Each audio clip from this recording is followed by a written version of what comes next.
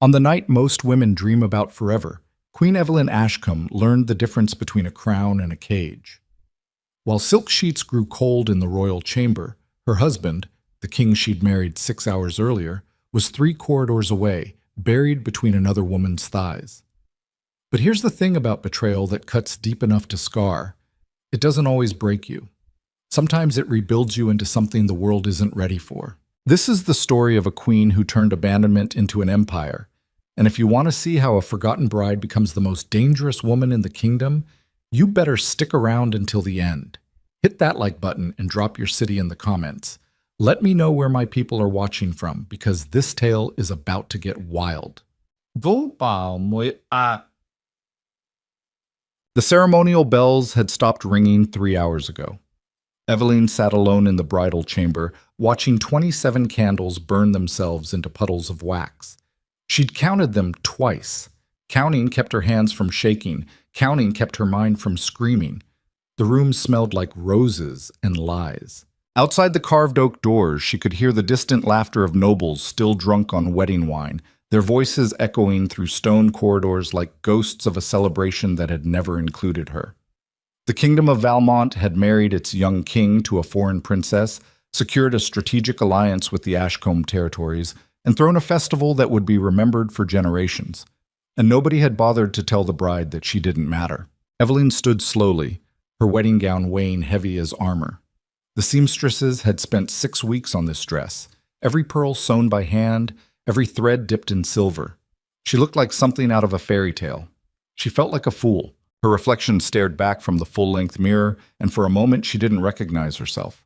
22 years old, dark hair twisted into elaborate braids that had taken 4 handmaids to arrange, blue eyes that her mother always said were her greatest weapon. Right now those eyes looked hollow.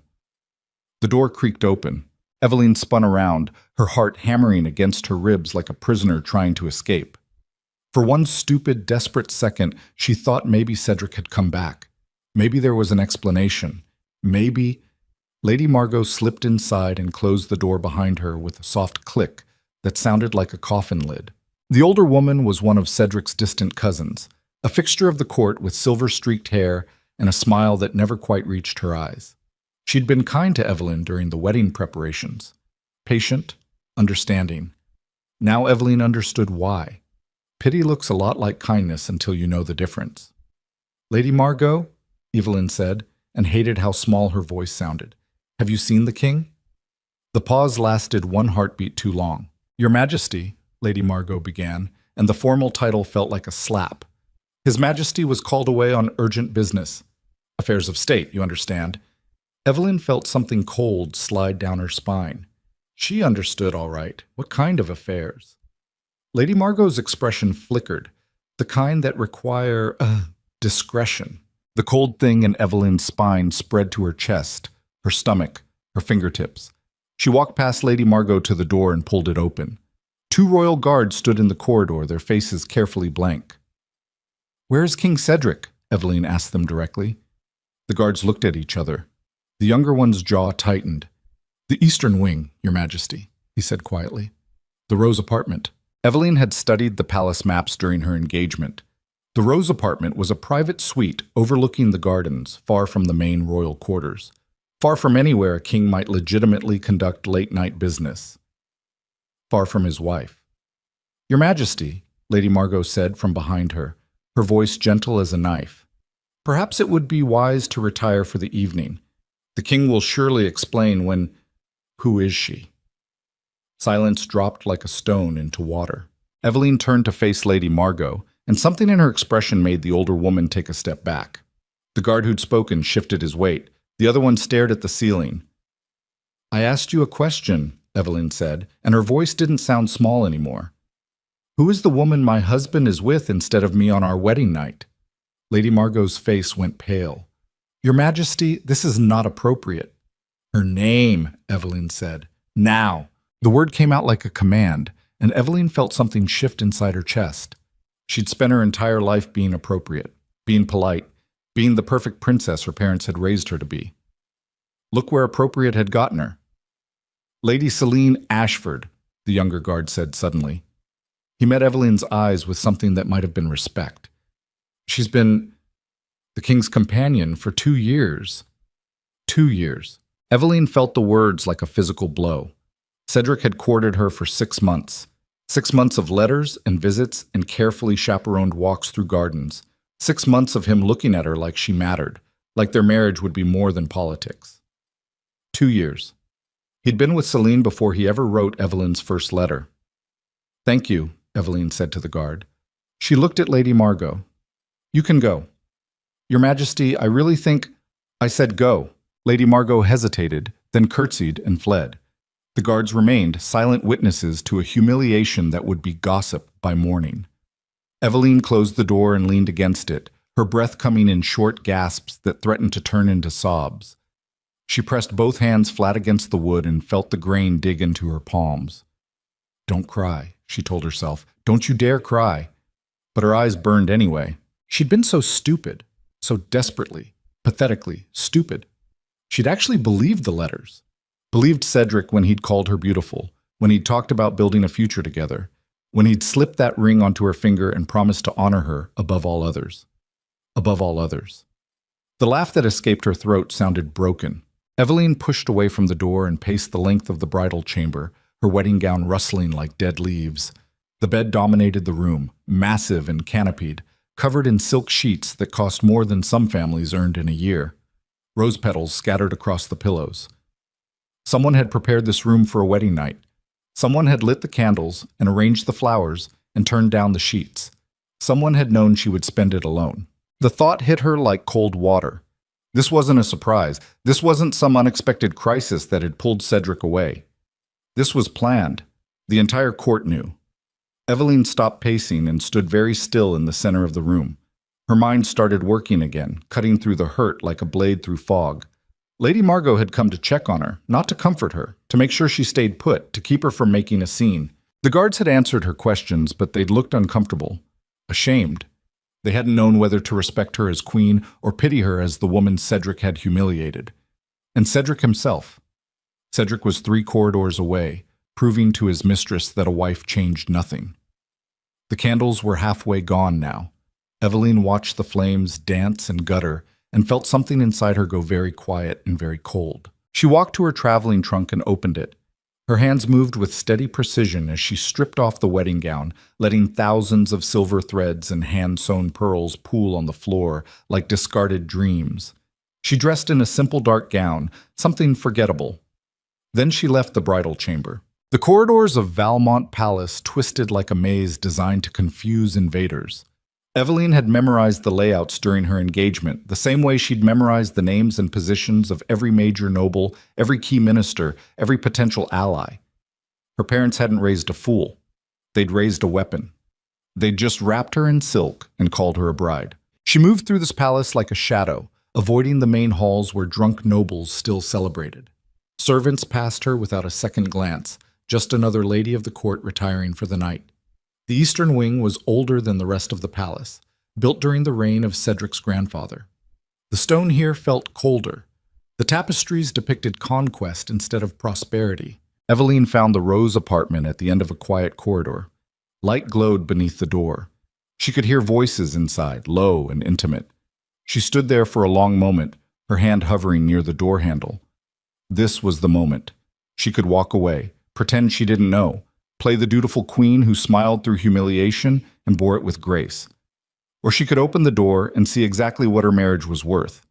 Eveline pushed the door open. The scene inside burned itself into her memory with the clarity of a blade, a sitting room decorated in shades of cream and gold, a fireplace casting dancing shadows across expensive furniture.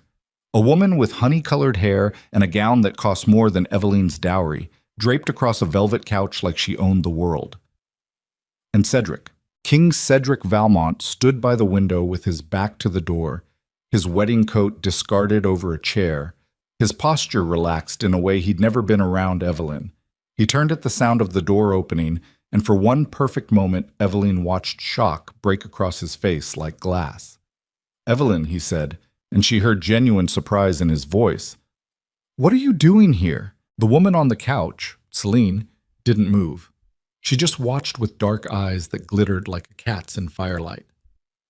Eveline looked at her husband. really looked at him. He was handsome in the way powerful men often are, all strong jaw and confident bearing. 28 years old and already starting to soften around the edges from too much wine and too little consequence. She'd thought she could love him. She'd been wrong about a lot of things. "I'm looking for my husband," Eveline said quietly, "but I see he's occupied." Cedric had the grace to look uncomfortable. This isn't what it looks like. Eveline felt that cold, quiet thing inside her chest expand. "Really? Because it looks like you abandoned your wedding bed to spend the night with your mistress." Celine laughed. The sound was like breaking glass. "Your Majesty," she said, and the title dripped with mockery. "How dramatic. Cedric and I were simply discussing matters of court." "At midnight," Eveline said. "In your nightclothes." Celine's gown was thin silk, completely inappropriate for anything except seduction. Cedric's shirt was unlaced. "Eveline," Cedric said, and now he sounded annoyed instead of guilty. "You're being unreasonable. I have responsibilities that extend beyond our personal arrangement." "Our personal arrangement," Eveline repeated slowly. "Is that what you call our marriage? Don't twist my words, then choose better ones." Cedric's face flushed. "You will not speak to me like that. I am your king." Something snapped inside Eveline's chest. Not violently, almost gently, like a rope that had been pulled too tight for too long finally giving way.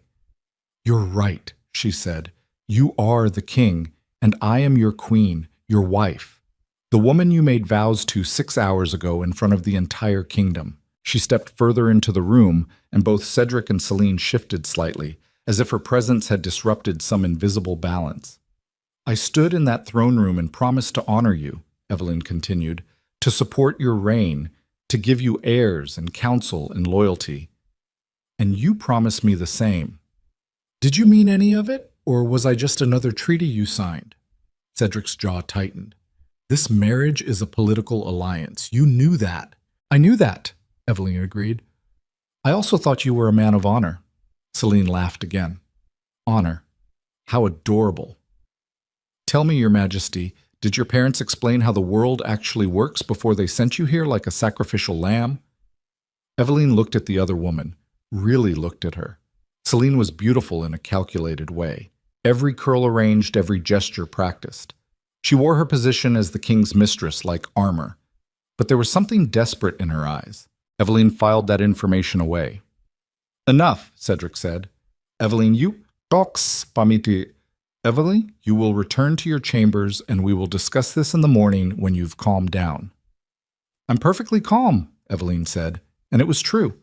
The hurt had transformed into something clearer, sharper. "I just want to understand the rules." "What rules?" "The rules of this arrangement." She gestured between Cedric and Celine. "Am I expected to pretend this doesn't exist? To smile and look the other way while you humiliate me in front of the entire court? Or are we being honest now?" Cedric looked at her like she'd started speaking a foreign language. "You're my wife. You'll behave like a queen and stop making a scene." Eveline felt that cold thing inside her settle into something permanent, something that would never thaw. "I see," she said quietly. "Thank you for clarifying." She turned toward the door. "Eveline," Cedric called after her, and now he sounded uncertain. "Where are you going?" She looked back over her shoulder. "To bed. Alone. Like I apparently should have expected." "Wait." But Eveline was already gone, moving back through the corridors with steady steps. She didn't run. She didn't cry. She walked like a queen. Back in the bridal chamber, the candles had burned down to stubs. Eveline closed the door and stood in the near darkness, her hands perfectly steady. Then she walked to the writing desk and lit a fresh candle. She pulled out parchment and ink, and she began to write. The first letter was to her parents, short, factual. The marriage had been consummated in name only. She was politically secured but personally alone. She would fulfill her duties as queen, but she wanted them to know the truth. The second letter was to her younger brother, the only person in her family she actually trusted. She told him everything: the abandonment, the mistress, the humiliation. The third letter was to herself, a list. Every person she'd seen at the wedding who'd looked at her with pity instead of surprise. Every noble who'd known about Celine and said nothing. Every servant who'd helped Cedric maintain his double life. She filled 3 pages with names. When she finished, Eveline sat back and looked at her work. The list was longer than she'd expected. The betrayal ran deeper. Good, she thought. That means I know exactly who I'm dealing with. She folded the self-addressed letter and tucked it into a hidden pocket she'd sewn into all her gowns. Her mother had taught her that. Always have a place to hide the things that matter. Then she sealed her parents' letters and set them aside for morning. Finally, she undressed and climbed into the massive wedding bed. The silk sheets felt cold against her skin. The rose petals had started to wilt. Eveline lay in the darkness and stared at the canopy above her head. This was supposed to be the beginning of her life. Instead, it felt like the end of something. The end of the girl who'd believed in honor and vows and fairy tale promises. But maybe that wasn't a bad thing. Maybe that girl had been too soft to survive in a world like this. Eveline closed her eyes and made a decision. Not emotionally, analytically. The same way she'd learned to play chess, looking several moves ahead, calculating risks and advantages. If Cedric wanted Celine, he could have her. If he wanted to rule through pleasure instead of wisdom, that was his choice. But Eveline would not spend the rest of her life as a decorative wife, smiling through humiliation while the kingdom whispered behind her back. If Cedric controlled the crown, she would control everything else. She would learn this court inside and out. She would build alliances with the people Cedric ignored. She would become indispensable to the ministers, invaluable to the military commanders, irreplaceable to the merchants and craftsmen who kept the kingdom running. She would take all the intelligence and training her parents had given her, all the languages and economics and strategy they'd poured into her education, and she would use it, not for Cedric's benefit, for her own. The thought settled into her bones like steel. Eveline opened her eyes in the darkness and whispered to the empty room, "You want a queen who stays silent and looks pretty. I'll give you a queen who reshapes your entire kingdom while you're too busy screwing your mistress to notice." Then she smiled. It wasn't a happy smile. It was the smile of a woman who'd just declared war on a king who didn't even realize the battle had started. Morning came with pale light filtering through heavy curtains. Eveline woke early, her mind already moving through the day ahead. A handmaid knocked softly and entered with breakfast. Bread, cheese, fruit, watered wine. The girl looked nervous. "Your Majesty," she said quietly, keeping her eyes down. "Lord Chancellor Brennan requests an audience at your earliest convenience." Eveline sipped her wine. "For what purpose?" "He didn't say, Your Majesty, but he seemed concerned." Concerned meant the whole palace already knew about last night. "Good. Let them know. Let them see that their new queen wasn't going to pretend everything was fine." "Tell the Lord Chancellor I'll receive him in an hour," Eveline said. "In the Queen's solar, not here." The handmaid curtsied and left. Eveline dressed carefully in a gown of deep blue velvet, severe and elegant. She arranged her hair in a simple style that framed her face. No elaborate braids today, no pearls. She looked like a woman who had work to do. The Queen's solar was a smaller chamber reserved for the Queen's private business, overlooking the palace gardens. Eveline had it opened and aired, the windows thrown wide to let in morning light. Lord Chancellor Brennan arrived exactly on time. He was 60 years old, gray-bearded and sharp-eyed, a career politician who'd served Cedric's father before him. He bowed low. "Your Majesty, thank you for seeing me." Eveline gestured to a chair. "Please, sit. You said you were concerned." Brennan settled into his seat with the careful movements of a man choosing his words. "Your Majesty, there are rumors circulating through the court. About last night." "I imagine there are," Eveline said calmly. "Rumors tend to circulate when a king abandons his wedding bed for his mistress." Brennan's eyebrows rose slightly. "You're aware, then?" "I was there, Lord Chancellor. I'm very aware." A pause.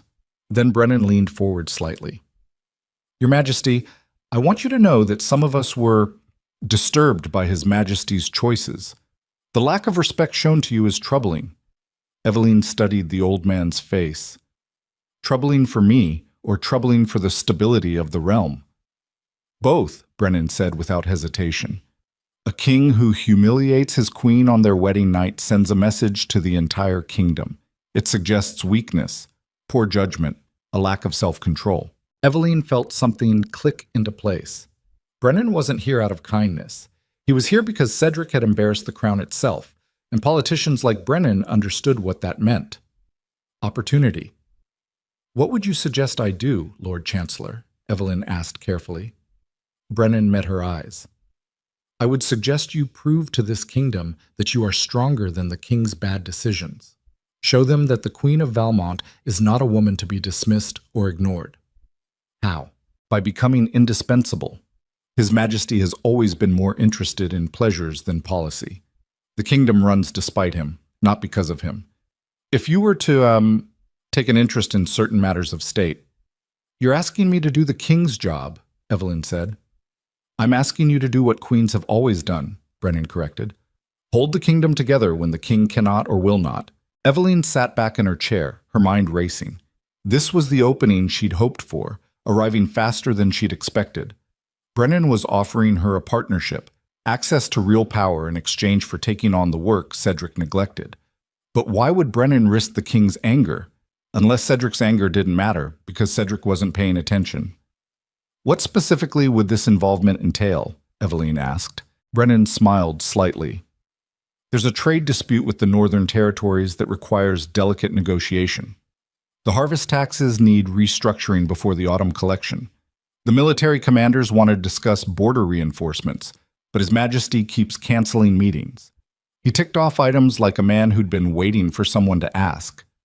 "And you believe I'm qualified to handle these matters," Eveline said. "I believe you were educated in economics, speak 4 languages, including the northern dialects, and studied military history with some of the finest scholars in your homeland." Brennan's expression was shrewd. "I did my research before His Majesty's marriage, Your Majesty. I know exactly what kind of mind you have." Eveline felt a chill of recognition. Brennan had known she was overqualified to be a decorative wife. He'd been planning this. "Why now?" she asked. "Why not approach me before the wedding? Because before the wedding, you might have believed His Majesty would value your counsel directly. Now you know better." Brennan's voice softened slightly. "And because a humiliated queen has nothing to lose and everything to gain. That makes you dangerous, Your Majesty, in the best possible way." Eveline stood and walked to the window. Below, the palace garden spread out in geometric perfection, every hedge trimmed, every path calculated. She could do this. She could take Brennan's offer and start building the foundation of real power, but she had to be smart about it. "I'll consider your proposal, Lord Chancellor," Eveline said. "On one condition. Name it. You'll teach me everything, not just the matters you need me to handle, but the full scope of how this kingdom actually functions. The money, the military, the trade routes, the noble alliances, everything Cedric ignores." Brennan stood as well. "That's a tall order, Your Majesty." Eveline turned to face him. "You said I was dangerous. Prove it. Make me the most informed person in this palace." "Why?" "Because knowledge is the only currency that can't be taken away." Eveline's voice was steady as stone. "The king can ignore me. The court can mock me. But if I know more than all of them combined, eventually they'll need me more than I need them." Brennan studied her face for a long moment. Then he smiled, and it reached his eyes. "Your Majesty," he said quietly, "I believe you're going to be the most formidable queen this kingdom has ever seen." "Good," Eveline said. "Let's start tomorrow. Dawn, I want to understand the treasury accounts before the week is out." "As you wish." Brennan bowed and moved toward the door. Then he paused. "Your Majesty, one more thing. Yes, there will be people who resent your involvement, who see you as overstepping. They'll push back." "Let them," Eveline said. "I've already survived the worst thing this court can do to me. Everything after last night is just practice." Brennan's smile widened. "Then I suspect they're in for quite a surprise." After he left, Eveline stood alone in the solar and felt the first real stirring of something that wasn't pain or anger. It was hunger. Not for revenge, that was too small, too temporary. For power. Real power. The kind that would make her untouchable. She was done being the abandoned bride. It was time to become the queen this kingdom didn't know it needed, and Cedric wouldn't realize what was happening until it was far too late to stop her.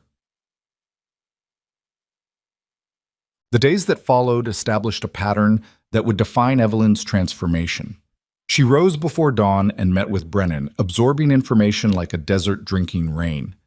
The kingdom's finances were a mess. Bloated spending in the wrong places, neglected infrastructure, and suspicious payments to noble families who seemed to do nothing except complain. She asked questions that made Brennan blink in surprise. Hard questions. Questions that exposed weaknesses and inefficiencies. By the end of the first week, she'd identified 3 tax loopholes that were costing the Treasury a fortune. "Why hasn't this been addressed?" she asked Brennan. The Lord Chancellor sighed. "Because His Majesty finds financial discussions tedious, and the nobles benefiting from the loopholes are friends of Lady Celine." There it was again. Celine's influence spreading like poison through the court. Eveline made a note. She was building a second list now, not of enemies, but of leverage points. Places where the kingdom's dysfunction could be fixed, if someone had the will and the power to do it. She attended every court function with perfect composure, smiling pleasantly while nobles whispered behind their hands. She could feel their eyes on her, waiting for her to break, to show weakness, to confirm that she was exactly what they thought, a foreign bride who couldn't hold her husband's attention. Let them think it. Underestimation was a weapon too. Cedric barely spoke to her. He appeared at formal dinners and state events, played the role of attentive king, then disappeared to Celine's apartments. The court grew used to the pattern. Some nobles found it scandalous. Most found it boring. Eveline found it useful. While Cedric was distracted, she was learning the names of every military commander, every merchant guild leader, every minor noble with actual influence. She wrote letters in 4 languages to foreign courts, introducing herself, establishing connections. She made herself impossible to ignore by becoming impossible to avoid. 2 weeks after her wedding, she attended her first military strategy meeting. The commanders looked startled when she walked into the war room, Brennan at her side. "Gentlemen," Brennan said smoothly, "Her Majesty has expressed interest in understanding our defensive capabilities. I assured her you would be happy to provide a briefing."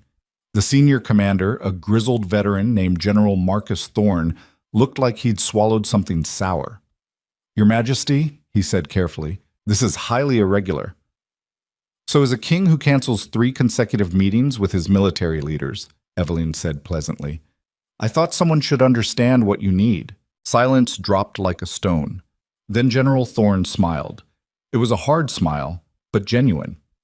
"Well then, Your Majesty, let me show you what we're working with." The next 2 hours were a revelation.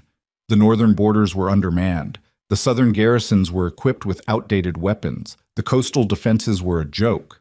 And nobody had told Cedric because Cedric didn't want to hear about problems that required him to actually make decisions. Eveline asked questions. She studied maps. She listened while generals explained supply chains and defensive positions, and the difference between a sustainable military budget and the disaster they currently had.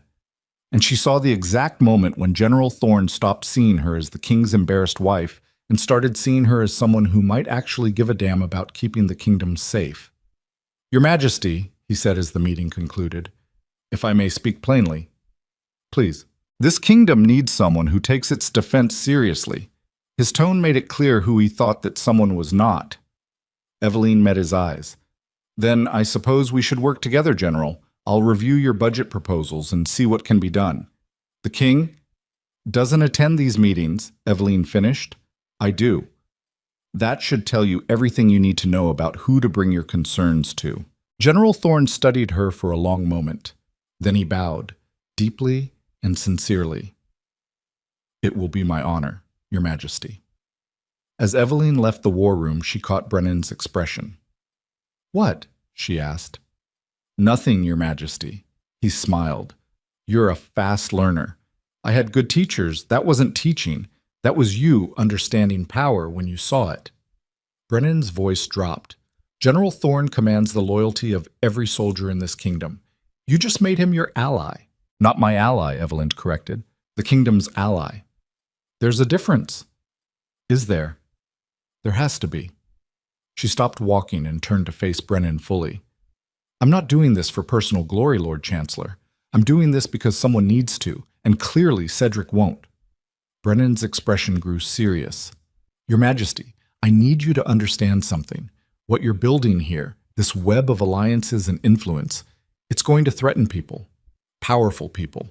Good, Evelyn said. Let them feel threatened. Maybe they'll start doing their jobs. That evening, Evelyn returned to her chambers exhausted, but exhilarated. Her handmaid helped her change into simpler clothes, and Evelyn collapsed into a chair with a stack of documents Brennan had given her. She was halfway through a report on grain distribution when her door opened without warning. Cedric stood in the doorway, still dressed for the evening's festivities, wine-flushed and irritated. Evelyn looked up slowly. Your Majesty, to what do I owe this unexpected visit? I hear you've been attending military meetings, Cedric said without preamble. I have. Why? Because they're important. Evelyn set down her documents. Someone should understand what our commanders need. That someone is me, Cedric said, his voice rising slightly. I'm the king. Then perhaps you should attend the meetings instead of canceling them. Evelyn kept her tone neutral, but she saw the barb land. Cedric's face flushed darker. You overstep. A queen does not involve herself in military matters. This queen does. Evelyn stood, facing him directly. Because this queen actually cares whether our borders are defended and our soldiers are equipped. Watch your tone. Or what? Evelyn felt that cold thing in her chest solidify into ice. You'll humiliate me. You already did that on our wedding night. You'll ignore me. You do that every day. What exactly are you threatening me with, Cedric? He stared at her like she'd grown a second head. When did you become so awake? Evelyn finished. The night you abandoned me for your mistress. That's when I realized this marriage is exactly what you said it was. A political arrangement. So I'm treating it like one. By undermining my authority. By supporting it. Evelyn's voice hardened. Every meeting I attend, every alliance I build, every problem I solve, it all makes you look better, not worse. I'm doing the work you won't do, and the kingdom is noticing. Cedric's jaw tightened. Celine said you were plotting something. Evelyn felt a spike of cold satisfaction. So Celine was paying attention. Good. I'm not plotting anything, Evelyn said. I'm governing. There's a difference. You're making me look weak. You did that yourself. I'm just cleaning up the mess.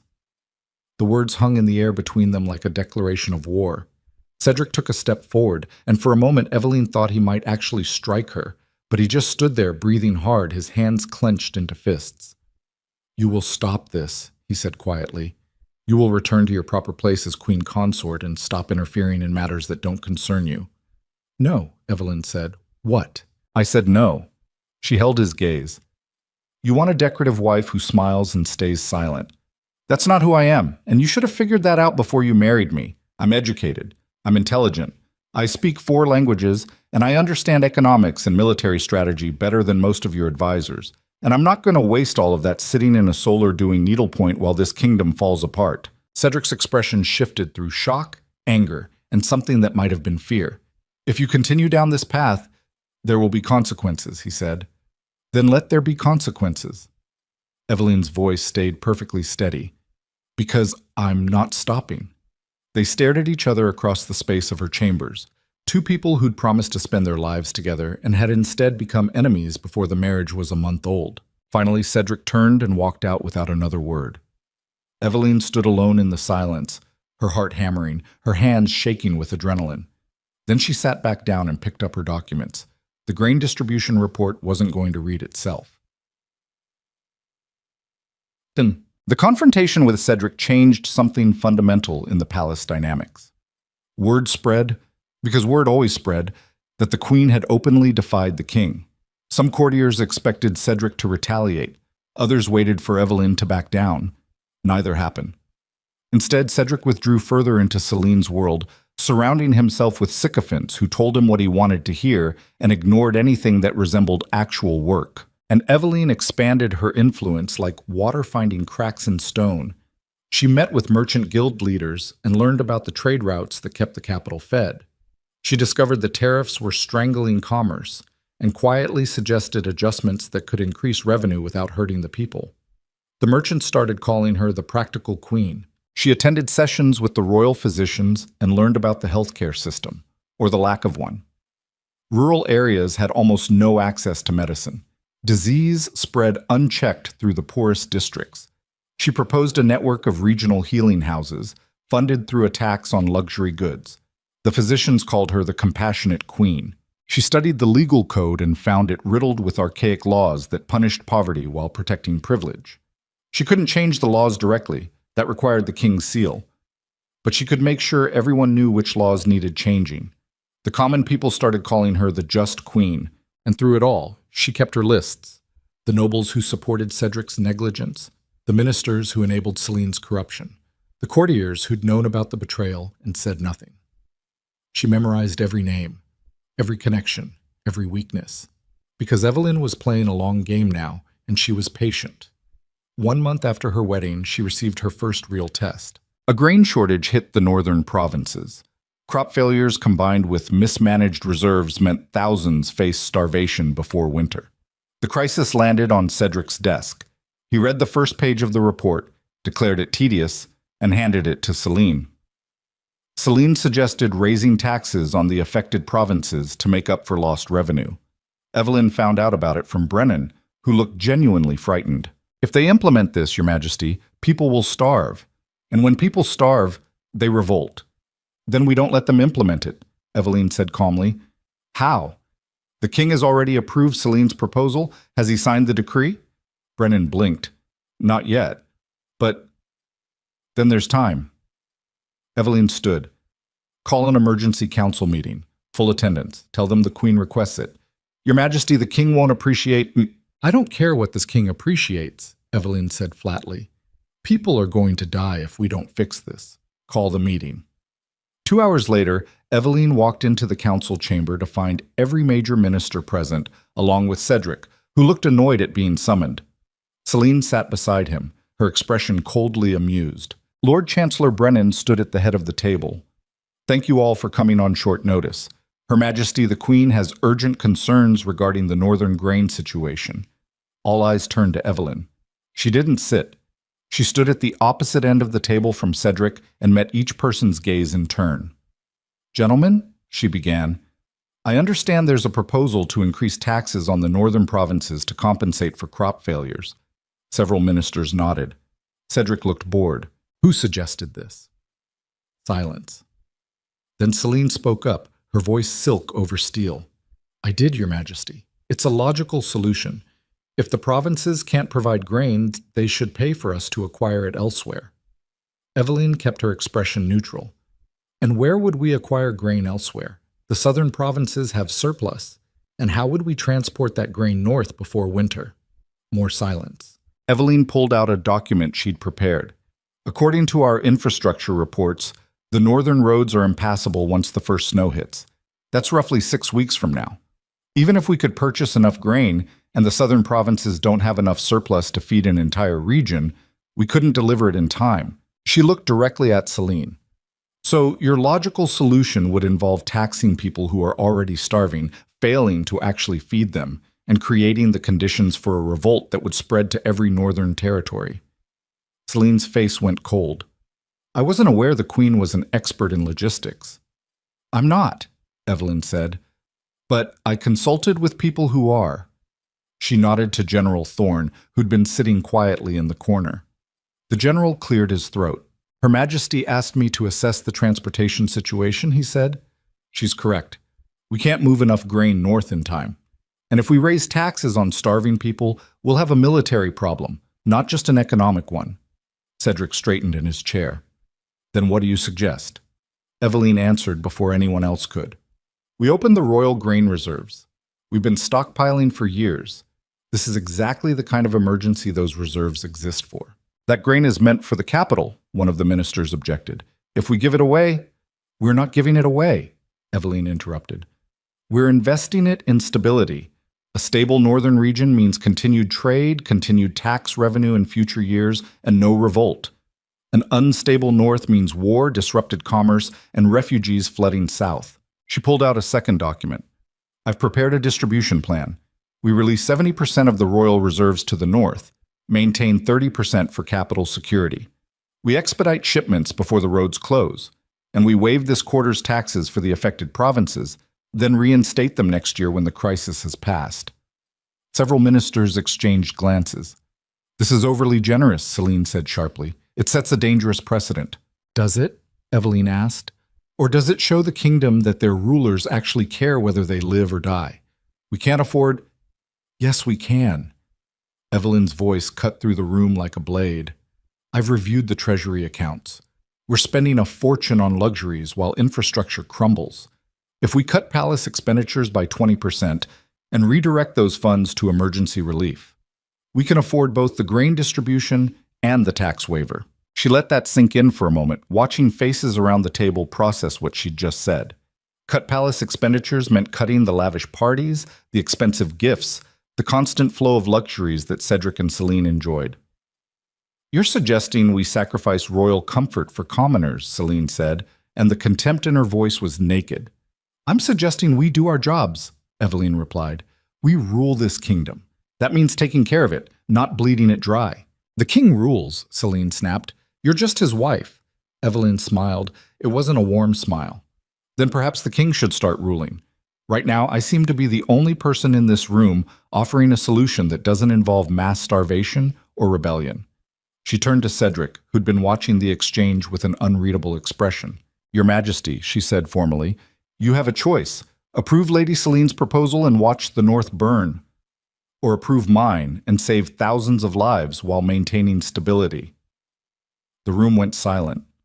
Cedric looked at Celine, then at Evelyn, then at the ministers, who were all carefully not taking sides. Finally, he spoke. How certain are you about the timeline? His question was directed at General Thorne. Completely certain, sire.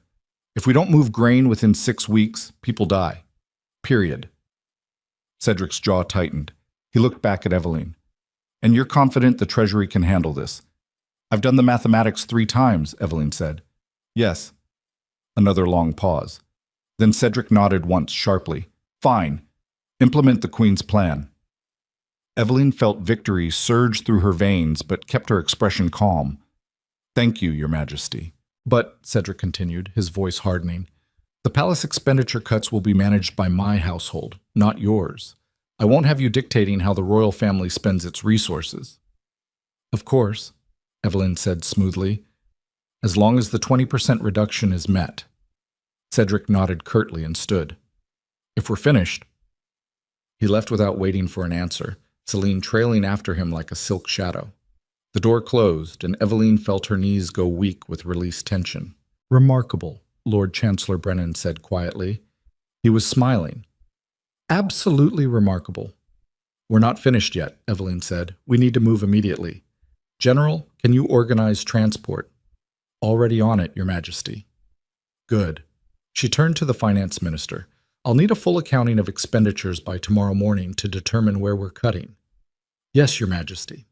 As the ministers filed out, several of them bowed to Evelyn with genuine respect instead of perfunctory courtesy. When the room cleared, Evelyn sank into a chair and let out a shaking breath. She'd just won her first real battle, and Cedric didn't even realize he'd lost it. The grain distribution saved the northern provinces, but it cost Evelyn something she hadn't anticipated: invisibility. Before the crisis, she'd been background noise, the abandoned wife doing busy work while the real court happened elsewhere. Now people were watching. Not just watching, calculating. Every minister who'd seen her dismantle Celine's proposal, every commander who'd witnessed her grasp military logistics, every merchant who'd felt the ripple effects of her economic adjustments. They were all asking the same question: who the hell is this woman, and what does she want? Evelyn knew the answer even if they didn't yet. She wanted everything they'd tried to deny her, and she was going to take it piece by piece until the kingdom forgot Cedric wore the crown. 3 days after the council meeting, she received her first death threat. It arrived on expensive parchment, the handwriting elegant as a knife. Stop interfering, or accidents happen to foreign queens who forget their place. No signature, no seal, just venom wrapped in calligraphy. Evelyn read it twice, then filed it with her growing collection of intelligence. The handwriting matched correspondence she'd seen from Lord Davin Hartwick, a nobleman whose family had been bleeding the northern trade routes dry for generations. Her grain distribution had cut into his profits. Good, she thought. If I'm not making enemies, I'm not doing enough. She showed the letter to General Thorne during their next meeting. The general's face went stone cold. Your Majesty, threats against the crown are treason, only if the crown chooses to prosecute them.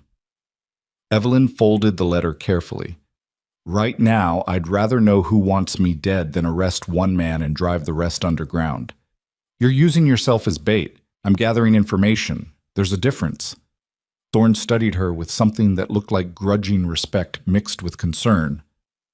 You're playing a dangerous game, Your Majesty. Every game is dangerous when the stakes are this high. Evelyn met his eyes. Tell me something, General. If the kingdom had to choose between the king's authority and its own survival, which would it pick? The question hung in the air like smoke. Thorne didn't answer immediately. When he did, his voice was careful. The kingdom doesn't make choices. People do. Then, let me rephrase. If you had to choose, which would you pick? Survival. Thorne's answer came without hesitation. Always survival. Evelyn smiled. Then we understand each other. After Thorne left, Evelyn sat alone in her solar and felt the weight of what she was building. Not just influence, not just alliances. She was constructing an entire shadow government that ran parallel to Cedric's court, and the people running it were starting to look to her instead of him. It was intoxicating. It was terrifying. It was necessary, because Cedric wasn't just neglecting his duties anymore. He was actively making things worse. The palace expenditure cuts he'd promised never materialized. Instead, spending increased. Lavish gifts for Celine. New furnishings for her apartments. A festival celebrating nothing except Cedric's desire to prove he wasn't being controlled by his wife's practical suggestions. The treasury bled gold while Evelyn watched and documented everything. Lord Chancellor Brennan brought her the accounting records with hands that shook slightly. Your Majesty, he said quietly, if this continues, we'll be bankrupt within 2 years. Then we make sure it doesn't continue. How? The king won't listen to reason. Evelyn looked at the numbers, her mind already working through possibilities. Then we don't ask the king. We go around him. That's treason. I know. Evelyn's voice stayed level. But letting the kingdom collapse is worse. Brennan sat down heavily. What are you proposing? Evelyn pulled out a map of the kingdom and spread it across her desk. We control what we can control. The military already reports to me as much as to Cedric. The merchants trust my economic guidance more than the king's decrees. The northern provinces would follow me into fire after the grain distribution. She traced her finger along the map's key trade routes. If we quietly restructure the tax collection system to bypass the royal household entirely, route revenues through the military budget and regional governors instead of the central treasury, we can prevent Cedric from spending what he can't access. Brennan's eyes widened. You want to financially isolate the king. I want to protect the kingdom's resources from being wasted on corruption and excess. If that isolates the king, that's his choice, not mine. The Lord Chancellor was quiet for a long moment.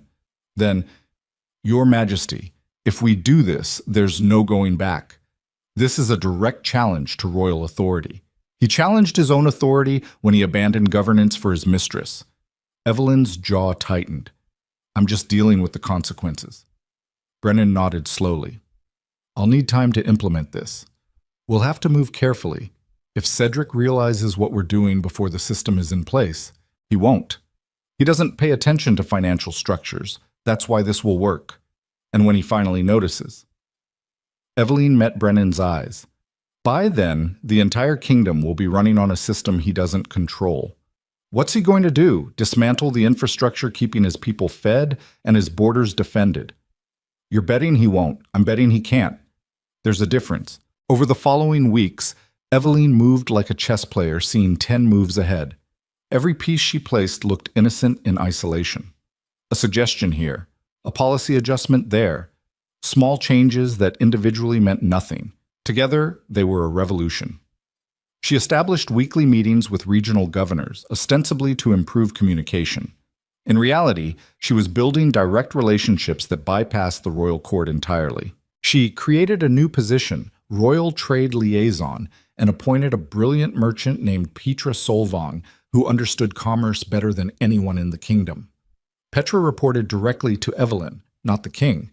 She convinced General Thorne to restructure military supply chains, routing them through a council of commanders instead of royal procurement officers. It improved efficiency. It also cut Cedric out of military spending. Every change came wrapped in reasonable justifications.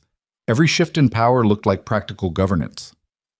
Nobody seemed to notice that Eveline was systematically dismantling the king's control over his own kingdom. Nobody except Celine. The confrontation came during a state dinner celebrating some minor noble's daughter's wedding. The hall blazed with candles and expensive wine flowed like water. Cedric presided at the head table with Celine at his right hand, the placement a deliberate insult to Eveline, who sat 3 seats down. Eveline had stopped caring about the insults. They were background noise now. She was discussing grain futures with the Northern ambassador when Celine's voice cut across the conversation like a blade. "Tell me, Your Majesty," Celine said loudly enough to draw attention. "How does it feel to play at governance while real power rests elsewhere?" The nearby conversations died. Eveline set down her wine glass and turned to face Celine with a pleasant smile. "I wouldn't know," she said mildly. "I've never played at anything." Celine's eyes glittered. "Of course. You take your little projects very seriously. The grain distribution, the trade reforms. So industrious." The word dripped with condescension. "Someone has to be," Eveline replied. "Kingdoms don't run on wishes and parties." A few people within earshot shifted uncomfortably. This was dangerous territory. Nobody challenged Celine in public. But Eveline was done pretending to be intimidated. "Careful," Celine said, her voice dropping to something sharper. "You're speaking to the king's chosen companion, and you're speaking to the king's wife." Eveline's tone stayed conversational, but something in her eyes changed. The queen. The woman who actually knows how many soldiers guard our borders and how much grain feeds our people. "Do you know those numbers, Lady Celine?" Silence rippled outward from their exchange. Celine's face flushed. "I don't concern myself with tedious details." "No," Eveline agreed. "You concern yourself with spending resources you didn't earn on luxuries the kingdom can't afford. That must be so much more fulfilling." Gasps echoed through the hall. Cedric stood abruptly. "Eveline, that's enough." "Is it?" Eveline stood as well, facing her husband across the table. "Because I think we're just getting started. Your companion questions my role in governance, so let's discuss governance. When was the last time you attended a full council meeting? When did you last review military readiness reports? When did you make a single decision that prioritized the kingdom over your personal pleasures?" The hall had gone completely silent. Cedric's face went white, then red. "You forget yourself." "No, Your Majesty." "I've finally remembered myself." Eveline's voice carried to every corner of the room. "I remember that I was educated to rule, that I speak languages you don't, that I understand economics and military strategy, that I'm not decoration, I'm an asset you've been too distracted to use." She gestured to Celine without looking at her. "So forgive me if I don't take criticism from someone whose greatest contribution to this kingdom is looking pretty while it falls apart around her." Celine shot to her feet. "How dare you?" "I dare because someone has to," Eveline cut her off. "While you've been playing queen in everything but title, I've been doing the actual work. And the kingdom knows it." Cedric slammed his hand on the table. "Guards, escort the queen to her chambers." Nobody moved. Eveline saw the moment of realization cross Cedric's face. The guards were looking at General Thorne, who stood near the wall with his arms crossed, making no move to intervene. "Your Majesty," Thorne said carefully. "Perhaps this conversation should continue privately." "I gave an order," Cedric said, his voice rising. "And I'm suggesting discretion," Thorne replied. "Sir." The standoff lasted 5 heartbeats. Then Cedric turned and stormed from the hall, Celine hurrying after him. The remaining nobles erupted into frantic whispers. Eveline sat back down and picked up her wineglass with steady hands, though her heart hammered against her ribs like it wanted to escape. She'd just publicly humiliated the king, in front of the entire court. There would be consequences. But as conversation slowly resumed around her, Eveline noticed something. People were looking at her differently, not with pity or contempt, with calculation, with respect, with the kind of attention reserved for real power.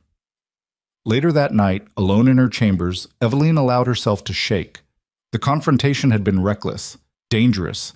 It could have gone catastrophically wrong, but it hadn't, and that told her something crucial. Cedric's authority was hollow, built on tradition and assumption rather than actual loyalty or competence. She could break it. The question was whether she should.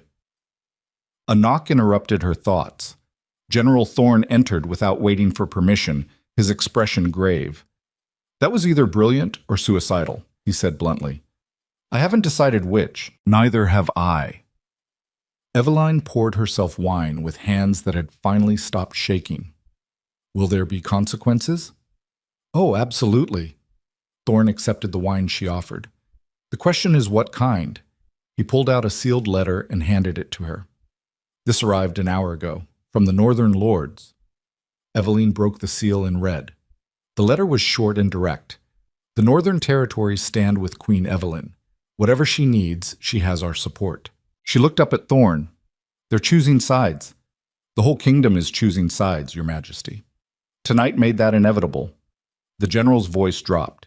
You just forced every noble to decide whether they follow a king who neglects them or a queen who actually gives a damn. That wasn't my intention. Wasn't it? Eveline met his eyes and found she couldn't lie. Maybe it was. Thorne smiled grimly. Then congratulations.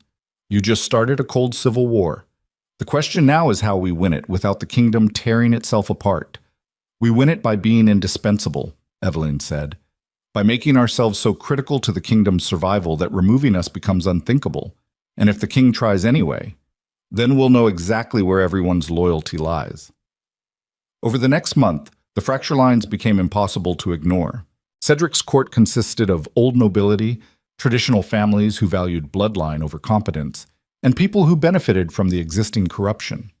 They threw parties and made proclamations and pretended everything was fine. Eveline's network consisted of everyone who actually ran the kingdom, the military commanders, the trade ministers, the regional governors, the merchant guilds. They held meetings and solved problems and kept the realm functioning.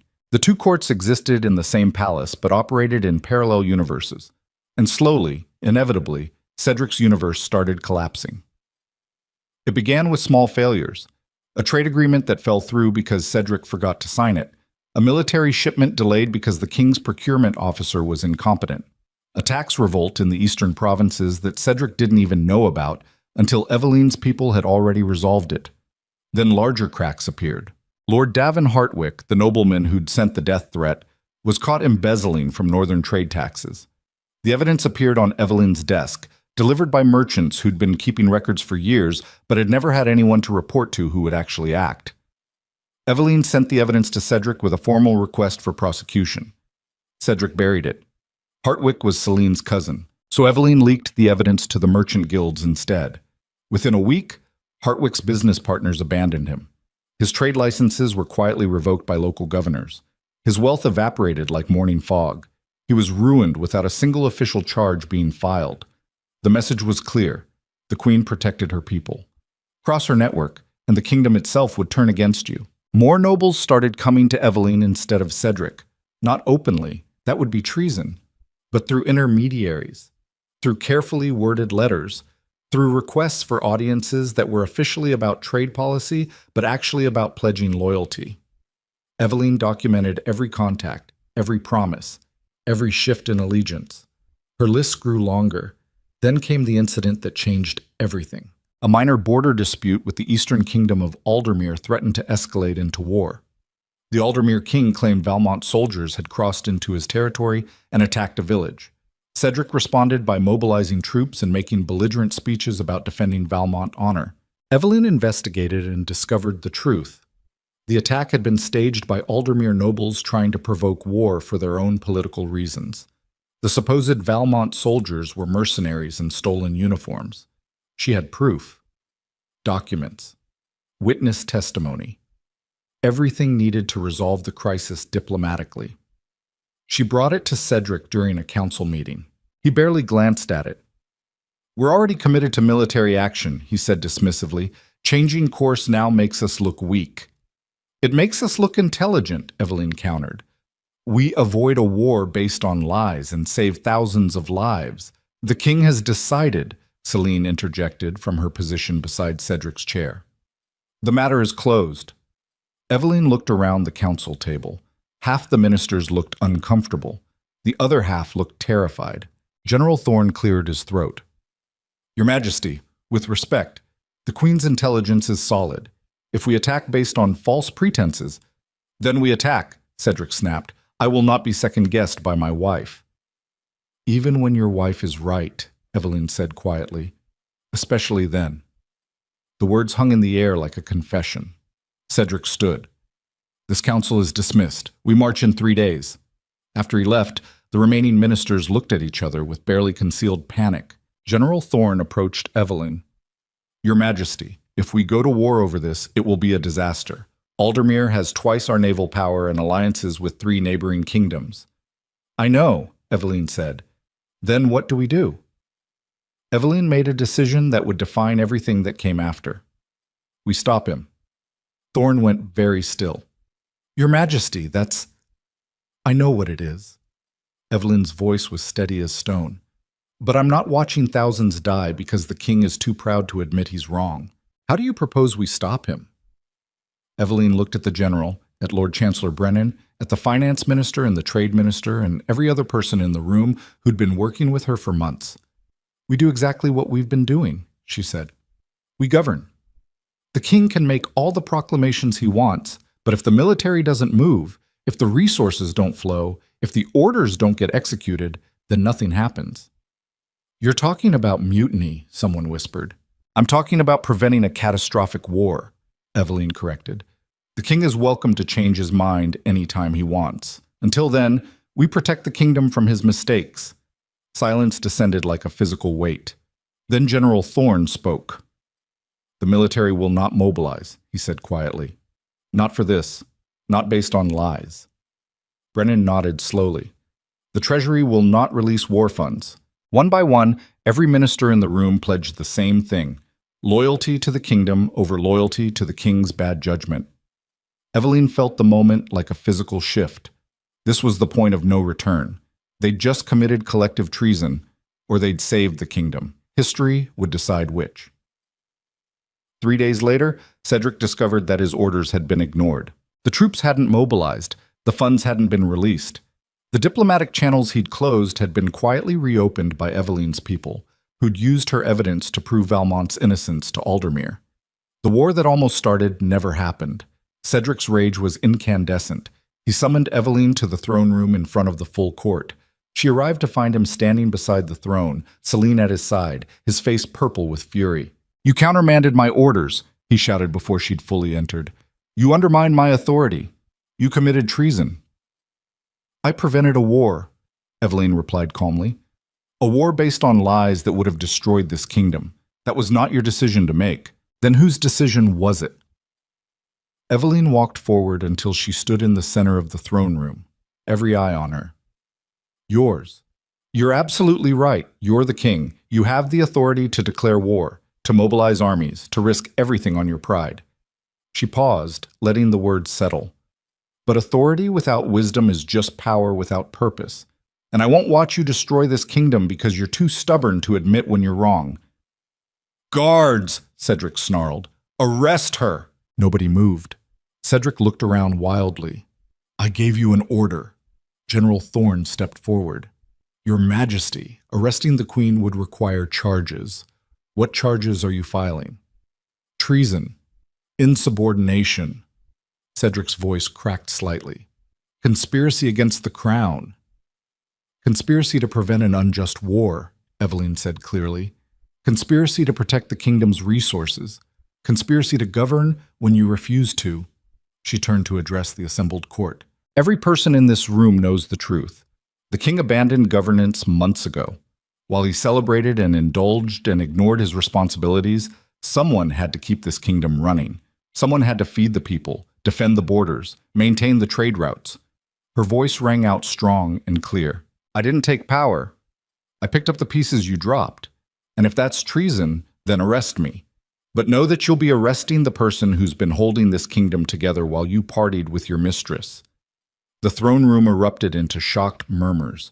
Cedric looked around at the nobles, the ministers, the guards, looking for support, for loyalty, for someone to validate his authority. But the faces looking back were calculating, measuring, wondering what came next. Celine grabbed Cedric's arm and whispered urgently in his ear. He shook her off. Fine, he said hoarsely. You want to govern. You want to undermine me. We'll see how the kingdom responds to a queen who openly defies her king. He turned and strode from the throne room, Celine following. The silence he left behind was deafening. Eveline stood alone in the center of the room and realized she'd just crossed a line she could never uncross. This wasn't a cold civil war anymore. This was open conflict, and the entire kingdom would have to choose sides. The Winter Council convened 6 weeks after the throne room confrontation, and Eveline walked into it knowing this was the battlefield where everything would be decided. The Great Hall felt colder than usual, despite fires blazing in every hearth. Representatives from every major noble house filled the chamber. Northern lords in heavy furs, southern merchants in silk, military commanders in polished armor. The air smelled like ambition and fear in equal measure. Cedric sat on the throne with Celine standing behind him like a venomous shadow. He looked smaller somehow, as if the weight of his failing authority had physically diminished him. Eveline took her position at the opposite end of the hall, flanked by General Thorne and Lord Chancellor Brennan. The room divided cleanly down the middle, Cedric's loyalists on one side, Eveline's network on the other. The kingdom split in half, visible in the arrangement of bodies. Lord Matthias Corvain rose to speak first. He was old nobility, wealthy from generations of inherited land, and loyal to tradition above all else. His voice carried the weight of centuries. "We are here because the natural order has been disrupted," he began. "Because a foreign queen has overstepped her station and challenged the divine right of kings to rule." Eveline kept her face perfectly neutral, but her fingers tightened on the armrest of her chair. Divine right. They were actually using that argument. The queen has interfered in matters of state, military deployment, and royal finances, Corvain continued. She has countermanded the king's orders and built a shadow government that answers to her instead of the crown. This is treason by any definition. Several nobles murmured agreement. Then Lord Adrian Westmarch stood. He was younger, practical, a northern lord whose territories Eveline had saved from starvation. His voice cut through the murmurs like steel. "And what would you call a king who abandons his duties?" he said flatly. "Who ignores military threats, bankrupts the treasury for personal pleasure, and would have led us into an unjust war that would have destroyed half the kingdom." The silence that followed was sharp as broken glass. "The king's personal life is irrelevant," Corvain snapped. "Is it?" Westmarch gestured to Cedric. "When that personal life affects his judgment, his priorities, his ability to govern, how is that irrelevant? The queen didn't seize power. She filled a void the king created." Cedric stood abruptly, his face flushed. "I will not be lectured about governance by men who conspire with my wife behind my back." "There's no conspiracy," Eveline said quietly, but her voice carried. "There's just competence. Something your court seems to have forgotten the meaning of." "Watch your tongue," Celine hissed from behind the throne. Eveline turned her gaze on the mistress, and something in her expression made Celine take a half step back. "Or what? You'll have the king issue another order that gets ignored. You'll threaten consequences that never materialize. You'll pretend you have power you've never actually earned." "Enough," Cedric shouted. "All of you. This council will address the accusations against the queen and determine appropriate punishment." "Punishment for what?" General Thorne said, standing. "For preventing a war. For feeding starving provinces. For doing the work you refuse to do.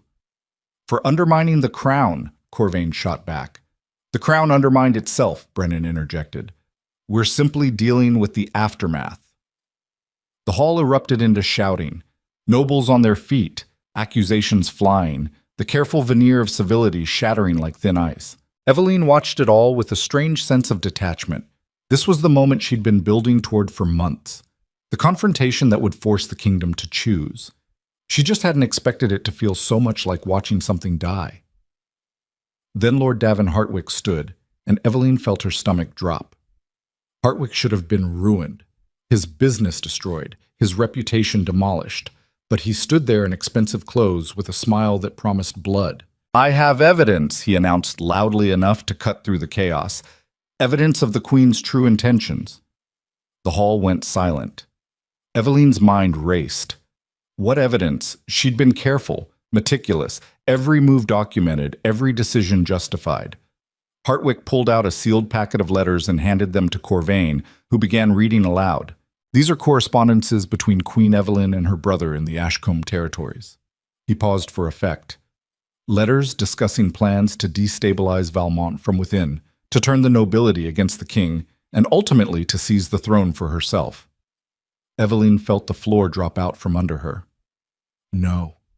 She'd never written anything like that. Her letters to her brother had been personal, venting frustrations, but never— "The letters are forgeries," she said clearly. "Convenient," Celine purred. "The guilty always claim innocence." "Show me the letters," Eveline demanded. Corvain held them up, and even from across the hall, Eveline could see they were written in handwriting that looked like hers, close enough to convince anyone who wasn't an expert. Her brother's seal was on the replies, perfectly duplicated. Someone had been planning this for a long time. "These letters prove the Queen is a foreign agent," Corvain declared, "sent here to undermine our kingdom from within. Every action she's taken, the alliances she's built, the power she's consolidated, has been in service of conquest, not governance." Eveline felt rage and fear warring in her chest. This was brilliant in its cruelty. Take everything she'd actually accomplished and reframe it as enemy action. Make her competence look like sabotage. General Thorne was already shaking his head. "This is absurd. The Queen has saved this kingdom repeatedly. Or she's created crises to solve so we'd trust her," Hartwick interrupted. "It's the oldest trick in the world. Poison the well, then offer the cure." Eveline watched nobles who'd supported her start to look uncertain, doubt spreading like infection. "I want those letters examined by experts," she said. "The handwriting analyzed, the seals authenticated." "There's no time for that," Cedric said, and something in his voice made Eveline's blood run cold. "The evidence is clear. You've been playing us all from the beginning."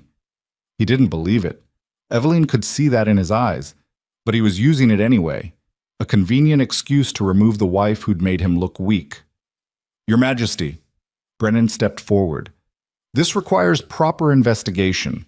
We can't make accusations of treason based on documents that appeared conveniently when— "The documents are authenticated by House Hartwick's reputation," Corvain cut him off. "Unless you're suggesting Lord Hartwick is lying." "I'm suggesting someone is," Brennan said flatly. "And forged letters are easy to produce if you have resources and motivation." "Are you accusing me of forgery?" Hartwick said dangerously. "I'm accusing someone of trying to destroy the one person who's been holding this kingdom together." The hall erupted again, louder this time. Accusations and counter-accusations flying like arrows. And through it all, Eveline felt something inside her shift. This wasn't just political maneuvering anymore. This was orchestrated destruction. Someone had been planning this for weeks, maybe months, gathering her handwriting samples, forging letters, waiting for the perfect moment to deploy them. She looked at Celine, who smiled back with poisonous satisfaction.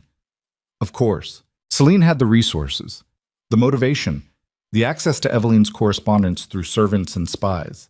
She'd been building this trap while Eveline had been focused on governance, and Eveline had walked right into it.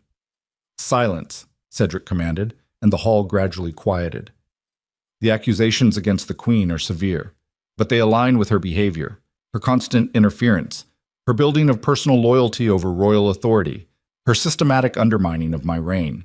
He stood and descended from the throne, walking toward Eveline like a judge approaching the condemned. "You said you were helping," he said quietly, "but all along you were conquering, turning my kingdom against me piece by piece." "That's not true," Eveline said, and hated how defensive she sounded. "Isn't it?" Cedric gestured to the room. "Half the nobility answers to you now. The military takes your orders over mine. The treasury operates by your systems. You've built a parallel government and claimed it was for the kingdom's good." "It was," Eveline insisted. "Everything I did was to keep this realm from collapsing, or to prepare it for new rule." Cedric's voice hardened. "Your rule." Eveline stood to face him directly. "If I'd wanted to rule, I could have done it already.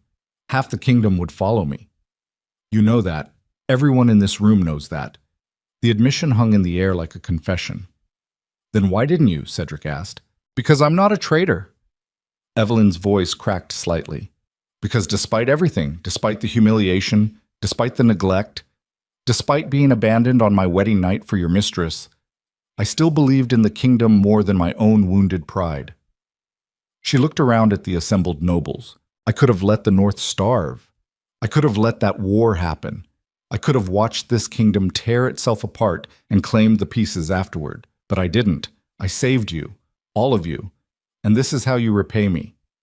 "Pretty words," Celine said from the throne. "But the letters tell a different story." "The letters are lies," Evelyn shot back. "Prove it," Celine challenged. And there was the trap closing completely.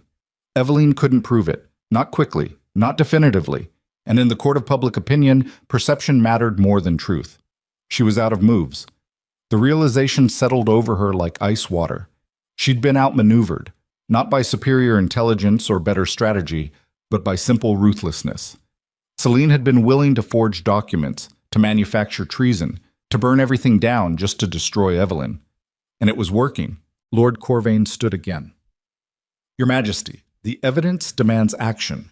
I move that Queen Evelyn be stripped of all titles and authority, placed under house arrest pending formal treason charges, and that her network of conspirators be investigated." Several nobles voiced agreement. General Thorne's hand dropped to his sword. "That's not happening." Every guard in the room tensed. "Careful, General," Cedric said. "You're very close to committing treason yourself." "I'm very close to preventing a coup," Thorne corrected. "These charges are manufactured. Anyone with eyes can see it." "Can they?" Corvain challenged. "Or are you so blinded by loyalty to the Queen that you'll defend treason?" "I defend the truth." "The truth," Cedric said coldly, "is that my wife has systematically dismantled my authority and turned half my kingdom against me. Whether she planned it from the beginning or simply seized opportunities as they came, the result is the same. She cannot be allowed to continue." "Then what do you propose?" Evelyn asked quietly. Cedric met her eyes, and she saw something there that chilled her. Not anger, but calculation. He'd made a decision. "You will publicly renounce all involvement in governance," he said. "You will dissolve your network and acknowledge my sole authority. You will withdraw to the Queen's quarters and remain there, acting as a proper consort should." He paused. "Or you will face formal treason charges, trial, and likely execution." The hall went dead silent. Evelyn felt the choice crushing down on her like physical weight. Submit and lose everything she'd built, become the decorative wife she'd refused to be, watch the kingdom slide back into dysfunction. Or fight and risk not just her life, but civil war. There was no good option, no clever solution, just two paths, both leading to destruction. She looked at General Thorne, at Brennan, at the Northern lords and military commanders and merchants who'd pledged loyalty. She saw their faces and knew. If she chose to fight, they would fight with her. The kingdom would tear itself in half. Thousands would die. Evelyn closed her eyes and felt something inside her break. Not violently, quietly, like a foundation crumbling under too much pressure. When she opened them again, something had changed in her expression. Something had hardened beyond any softness she'd ever allowed herself. "Very well," she said. "Your Majesty," Thorne started. She held up a hand, silencing him. "I will not watch this kingdom burn in civil war because of me. I will not be responsible for the deaths of innocents caught in a power struggle." She turned to Cedric. "I accept your terms. I will withdraw from governance. I will dissolve my networks. I will be the quiet, obedient wife you wanted from the beginning." Relief washed over Cedric's face. "Good. That's—" "But," Evelyn continued, and her voice cut like a knife. "Before I do, I want the full court to hear this. I want every person in this room to understand what you're choosing." She faced the assembled nobles. "I saved the northern territories from starvation. I prevented an unjust war. I restructured the economy to benefit everyone instead of just the corrupt. I made this kingdom stronger, safer, and more prosperous than it's been in a generation." Her voice grew stronger. "And you're throwing that away because it bruised the king's ego, because competence in a woman is more threatening than incompetence in a man, because you'd rather have comfortable corruption than uncomfortable excellence." She let that sink in. "So fine. Go back to your old ways. Let the king make decisions based on his mistress's pillow talk. Let the treasury bleed dry. Let the borders go undefended. See how long this kingdom lasts without someone actually doing the work." "Evelyn," Cedric warned. "I'm done," she said flatly. "You won. Congratulations." She turned and walked toward the exit, her back straight, her head high. Guards moved to intercept her. "Let her go," Cedric said tiredly. "She's accepted the terms." The guards parted. As Evelyn reached the doorway, Lord Westmarch called out, "Your Majesty." She stopped but didn't turn. "The North remembers," he said quietly. "What you did for us. We won't forget."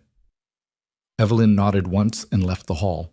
The walk back to her chambers felt like walking to her own execution, every step echoing in empty corridors, every breath heavy with defeat. She'd lost. After months of building, planning, fighting, she'd been outmaneuvered by a woman willing to lie and a king too weak to see the truth. Evelyn reached her chambers and closed the door behind her. The room felt like a cage now, familiar and suffocating. She stood in the center of the room and let herself feel it. The rage, the grief, the crushing weight of failure. Then she heard footsteps outside. The door opened. Celine walked in without knocking, her smile sharp as broken glass. "Came to gloat," Evelyn said flatly. "Actually, yes." Celine settled into a chair like a cat claiming territory. "I wanted to see your face when you realized you lost." Evelyn turned to face her. The letters were forgeries. Obviously. Celine examined her nails. "But good forgeries. My people are very talented." "Why? Why do you think?" Celine's eyes glittered. "You were a threat. Not to Cedric. He's too stupid to see past his own wounded pride. But to me. You were showing the kingdom what real power looks like, and that made my position vulnerable. So you destroyed me. I neutralized you. There's a difference." Celine stood and walked closer. "You're still alive, still queen. You just don't matter anymore." Evelyn felt something cold and sharp crystallize in her chest. "You're right. I don't matter. Not anymore." She smiled, and it was the smile of someone who'd stopped caring about rules. "But here's what you didn't consider, Celine. You didn't just defeat me. You showed me exactly what kind of war this is. The kind where honor doesn't matter, where truth doesn't matter, where the only thing that matters is being willing to do whatever it takes." Celine's smile faltered slightly. "I was playing by civilized rules," Evelyn continued. "Building legitimately, governing honestly, being the better person, and you crushed me for it." She took a step toward Celine. "Thank you. Because now I know better. Now I understand that if I want to win, I need to think like you, fight like you, be willing to destroy anything and anyone who stands in my way." "That sounds like a threat," Celine said carefully. "It's a promise." Evelyn's voice dropped to something deadly quiet. "I accepted Cedric's terms because I won't let innocent people die in a civil war. But I never said I'd stop fighting. You have no power now. I have something better. I have nothing left to lose." Evelyn felt it settling into her bones, a transformation from the woman who'd tried to do things right into something colder and more dangerous. "You took my authority. Fine. But you can't take my intelligence, my connections, my understanding of how this kingdom actually works." "What are you going to do?" Celine scoffed. "You're confined to quarters, for now." Evelyn walked to the window and looked out over the palace grounds. "But kingdoms are fragile things, Celine, and people in power forget how quickly circumstances can change. One crisis, one scandal, one moment where Cedric needs someone who actually knows how to govern." She turned back. "I'll be waiting. And when that moment comes, and it will come, I won't make the mistake of being merciful again." Celine stared at her, and for the first time, Evelyn saw genuine uncertainty in the other woman's eyes. "You're bluffing." "Am I?" Evelyn's smile widened. "I guess we'll find out." Celine stood and moved toward the door, her composure cracking slightly. "You're beaten. Accept it." "I've been beaten before," Evelyn said. "On my wedding night, when your king chose you over me. I thought it would destroy me. Instead, it forged me into something harder than he ever expected." She met Celine's eyes. "So go ahead.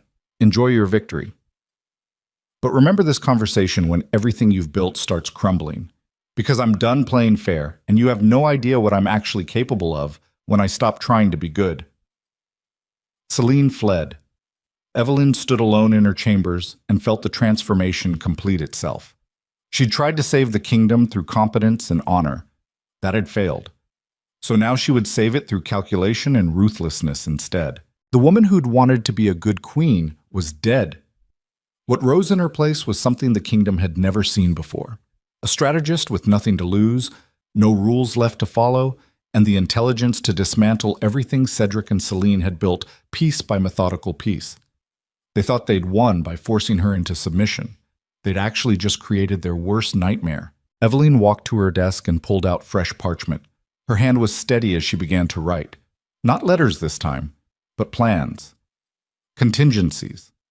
Options for scenarios that hadn't happened yet but would. Because if this kingdom wanted to treat her like an enemy, she would show them what a real enemy looked like. Not loud, not dramatic, just patient and thorough and absolutely merciless. She wrote until dawn, filling page after page with possibilities. Ways to destabilize without being caught. How to turn Cedric's supporters against each other. Where Celine's power was weakest. And slowly, methodically, she began to see the shape of her revenge. Not revenge born of anger, that was too hot, too impulsive. Revenge born of ice-cold calculation and the kind of patience that could wait years if necessary. The kingdom thought Evelyn Ashcombe had been defeated. They were wrong. She just learned how to stop fighting like a queen and start fighting like something infinitely more dangerous. A woman with intelligence, resources, and absolutely nothing left to lose. 3 months of silence had taught Evelyn more about power than 3 years of governance ever could. Confined to her quarters, stripped of authority, watched by guards who reported her every movement, she'd become invisible. A ghost haunting the palace while Cedric and Celine celebrated their victory with increasingly lavish parties that drained what remained of the treasury. But invisible meant underestimated, and underestimated meant dangerous. Evelyn spent those months watching, learning, waiting for the kingdom to remember why it had needed her in the first place. She didn't have to wait long. The first crack appeared when winter storms destroyed half the coastal fleet. Cedric's response was to blame the harbor master and throw a festival to lift spirits.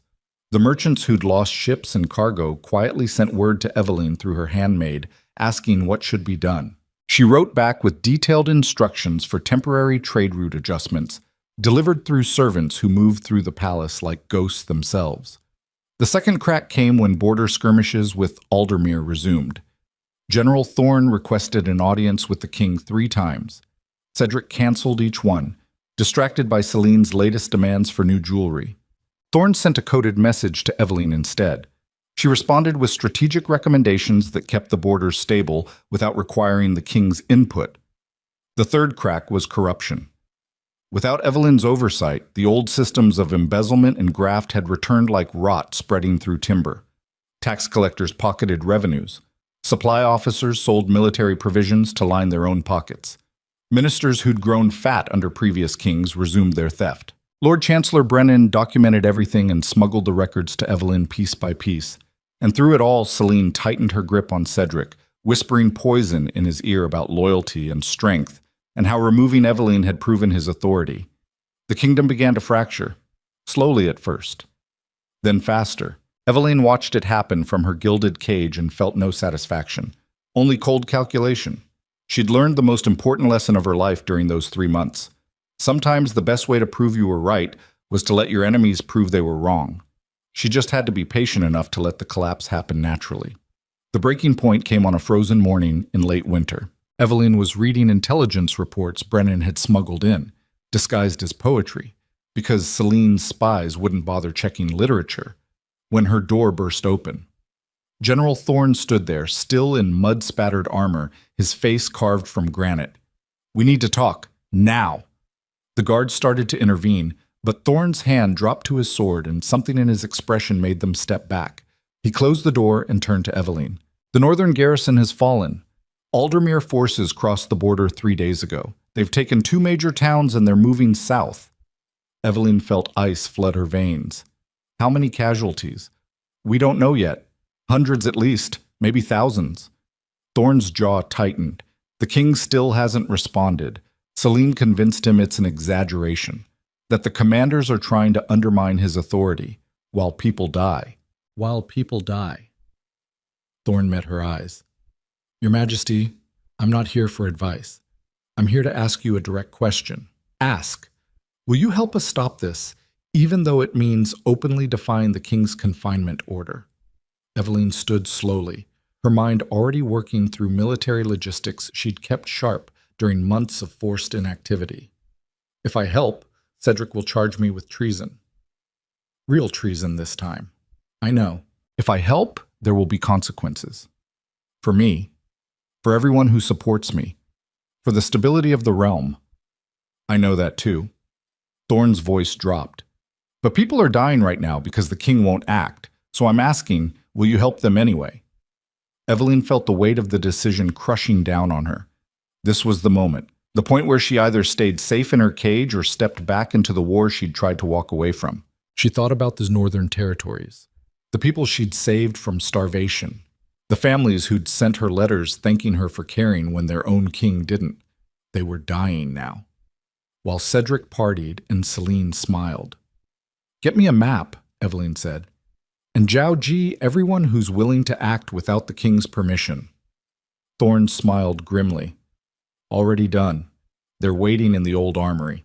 20 minutes later, Evelyn walked into a room she hadn't entered in months and found it filled with the people who'd built the kingdom's actual infrastructure. Military commanders, trade ministers, regional governors, even some nobles who'd quietly supported Cedric but could no longer ignore reality. They looked at her with expressions mixing hope and desperation. Lord Chancellor Brennan stepped forward. Your Majesty, thank you for coming. Save the formalities. Evelyn moved to the large table where maps of the kingdom were spread out. Show me the current situation. General Thorn pointed to marks on the northern border. Aldermere forces here, here, and here. They're moving in a pincer formation, trying to cut off our supply lines before pushing toward the capital. Evelyn studied the map, her mind clicking through possibilities like chess moves. They're exploiting the gaps we never filled because Cedric kept canceling military funding requests. Exactly. How many troops can we mobilize without the king's authorization? About 3,000, Thorn said. Maybe 4 if we pull from non-critical positions. That's not enough for a direct confrontation. Evelyn traced the enemy positions, but it might be enough for a strategic defense if we're smart about it. She looked up at the assembled commanders. Here's what we're going to do. We don't have the numbers to win a straight fight, so we won't fight one. We'll use the terrain against them, force them into defensive positions where their numbers don't matter. She pointed to a narrow valley north of the captured towns. We funnel them here. It's the fastest route to the capital, so they'll take it. But it's also a choke point. We fortify the high ground, rain hell down on them from above, and turn their advance into a nightmare. What about the towns they've already taken? Someone asked. We let them keep those for now. Evelyn's voice was cold and practical. We don't have the forces to retake them and defend the capital, so we choose the capital. Once we've broken their advance, we can negotiate for the town's return. That means abandoning people, Lord Westmarch said quietly. It means saving the kingdom, Evelyn corrected.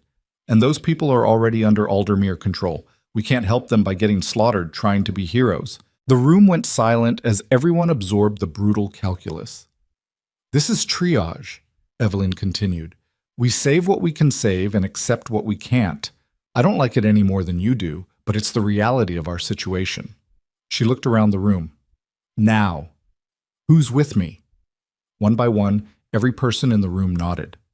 Good. Thorn, start mobilizing troops immediately. I want units moving north within 6 hours. What do I tell them about authorization? Thorn asked. Tell them the Queen commands it. Evelyn's voice hardened. If they have a problem with that, they can take it up with the king after we've saved his kingdom. And when the king finds out what we're doing, Brennan said carefully. Let him. Evelyn felt something fierce and unbreakable settle into her chest. I'm done hiding. I'm done being quiet. People are dying because Cedric won't lead, so I will. That's treason, someone whispered. That's survival. Evelyn met each person's eyes in turn. And if we succeed, if we save this kingdom from invasion, then Cedric can decide whether he wants to execute the woman who saved his throne or admit he needed her. The room erupted into activity. Commanders dispatching orders, ministers coordinating supply lines, the machinery of governance spinning back to life after months of dysfunction. Evelyn worked through the logistics with a clarity that felt like coming home. This was what she'd been built for, not parties or pretty dresses or being a decorative wife. War, strategy, the ruthless calculus of keeping a kingdom alive. 6 hours later, troops began moving north under cover of darkness. By morning, they'd reached the valley Evelyn had identified and started fortifying positions. By the time Cedric found out what was happening, it was too late to stop it. The confrontation came at dawn the next day.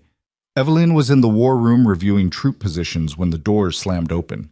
Cedric strode in with Celine and a contingent of guards, his face purple with rage. "What the hell do you think you're doing?" he shouted. "Saving your kingdom."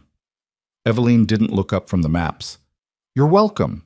I gave explicit orders that you were confined to quarters, that you had no authority, that your explicit orders were killing people." Evelyn finally looked at him, and her expression was carved from ice. "While you were throwing parties, Aldermere was invading. While you were buying jewelry for your mistress, our northern territories were burning. That's not... It's exactly true." Evelyn stood. "I have casualty reports, town-by-town accounts of the damage, letters from families whose children are dead because you wouldn't respond to military warnings." She pulled out a stack of documents and threw them on the table. "Read them. See what your negligence cost." Cedric stared at the papers like they might bite him. "You had no right," Celine hissed. "The king's authority? The king's authority means nothing if there's no kingdom left to rule." Evelyn's voice cut like a whip. "I'm not interested in abstract debates about power while real people die." "You're committing treason," Cedric said, but his voice wavered. "Then charge me." Evelyn moved around the table to face him directly. "Arrest me. Execute me. Do whatever you need to do to feel powerful again, but do it after we've stopped the invasion, because right now I'm the only thing standing between you and complete military collapse." The words hung in the air like a thrown gauntlet. Cedric looked at the maps, at the troop positions, at the strategic plans laid out in Evelyn's handwriting. "What are you doing?" he asked quietly. "Winning." Evelyn pointed to the valley position. "We don't have enough troops for a direct fight, so we're using terrain and strategy instead. The enemy is moving into a choke point where we can defend from high ground. If it works, we break their advance and force them to negotiate. And if it doesn't work, then we all die together, and it won't matter who had authority." Cedric was silent for a long moment. Then, "How long until the engagement?" 12 hours. Maybe less." Evelyn checked the latest intelligence reports. "They're moving faster than expected." "Because they think we're weak," Celine said suddenly. "Because they've heard about the internal divisions, about a king who can't control his own wife." Evelyn turned to look at her, and something in that gaze made Celine take a step back. "They think we're weak because we are weak," Evelyn said quietly. "Because we've spent months fighting each other instead of defending the realm. Because you convinced the king that pride mattered more than competence." She looked back at Cedric. "So here we are. The kingdom is under attack. I've mobilized a defense without your permission because you wouldn't give it. You can stop me, but that means stopping the only plan we have to survive this." She spread her hands. "Choose your wounded pride or your kingdom's survival. You can't have both." Cedric looked at Celine, who opened her mouth to speak. "Don't," he said sharply. Celine froze. Cedric turned back to Evelyn, and for the first time in months, she saw something in his eyes that wasn't anger or resentment. It looked almost like respect. "Finish it," he said. "Do whatever you need to do to stop them.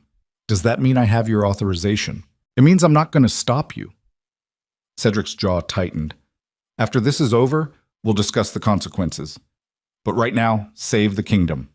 He turned and left without another word. Celine followed, her expression twisted with fury. The door closed behind them. Evelyn let out a breath she hadn't realized she'd been holding. "That went better than expected," Brennan said dryly. "It went exactly as expected." Evelyn returned to the maps. "He's a weak king, but he's not stupid. He knows we're his only chance." "And after?" Thorne asked. "When this is over and we've won or lost, what happens then?" "Then we find out if he's grateful or vengeful." Evelyn's expression hardened. "But we'll worry about that after we've survived." The battle began at dusk. Evelyn watched from a command post on the high ground, surrounded by runners who brought constant updates from the front lines. She'd wanted to be closer to the fighting, but Thorne had refused to let her risk herself. "You're too valuable," he'd said. "We need your mind, not your sword arm." So she stood on a hillside and watched her strategy unfold like a deadly choreography. The Aldermere forces moved into the valley exactly as predicted, their commanders confident in their superior numbers. They saw the fortified positions on the high ground but assumed they could overwhelm them through sheer force. They were wrong. The first volley of arrows darkened the sky, then the second, then the third. Aldermere soldiers fell by the dozens, unable to reach the high ground positions effectively. But they kept coming. Eveline watched through the gathering darkness as bodies piled up in the narrow valley, as her own soldiers held position despite the screams and chaos below, as the brutal mathematics of war played out in real time. She felt every death like a physical weight. These were her decisions, her strategy, her responsibility. This was the price of leadership nobody talked about in the histories. Not the glory of victory, but the crushing burden of sending people to die because it was necessary. The fighting continued through the night, wave after wave of Aldermere soldiers trying to break through, wave after wave falling to disciplined volleys from defenders who held position because their queen had asked them to. By dawn, the valley floor was carpeted with bodies, and the Aldermere advance had stopped. A runner arrived with the news as the sun rose bloody over the battlefield. "Your Majesty, the enemy is requesting terms for negotiation." Eveline felt something loosen in her chest that had been tight since the fighting started. "Send word that we'll negotiate. But our terms are non-negotiable. Complete withdrawal from Valmont territory and reparations for the towns they damaged. What if they refuse? Then we resume hostilities." Eveline's voice was flat. "But they won't. They came here expecting an easy victory and found a bloodbath instead. They'll negotiate." She was right. By midday, Aldermere envoys arrived under flag of truce. By evening, terms had been agreed, complete withdrawal within 3 days, reparations paid over the next year, a formal apology from the Aldermere king for the unprovoked invasion. Valmont had won. The cost was visible in the exhausted faces of soldiers staggering back from the front lines, in the casualty reports that listed names of men and women who'd died defending their kingdom, in the families who'd lost loved ones because their king had been too distracted to prevent the invasion in the first place. Eveline read every name, memorized every face from the identification drawings the commanders provided. These people had died following her orders. She would never forget them. General Thorne found her as the sun set on the second day after the battle. "We won," he said quietly. "Against superior numbers and long odds, we won." "We survived," Eveline corrected. "There's a difference. The troops don't see it that way. They're calling you the Iron Queen, the woman who saved the kingdom when the king wouldn't. That's dangerous talk. That's the truth." Thorne sat down beside her. "Your Majesty, what you did here, the strategy, the logistics, the sheer force of will, it's going to change everything." "How?" "Because the entire kingdom just watched you save them, not through politics or manipulation, but through competence and courage. They know who kept them alive, and it wasn't the man wearing the crown." Eveline looked out over the valley where burial details were still working, giving the dead proper rites. "That's what terrifies me," she said quietly, "because now Cedric has to choose. Admit I was right and lose face, or punish me for being right and prove he values his pride over the kingdom. What do you think he'll do?" "I think Celine will make that choice for him." Eveline's jaw tightened. "And she'll choose punishment, because anything else threatens her position. Then we need to be ready." "For what?" "For whatever comes next." Thorne's hand dropped to his sword.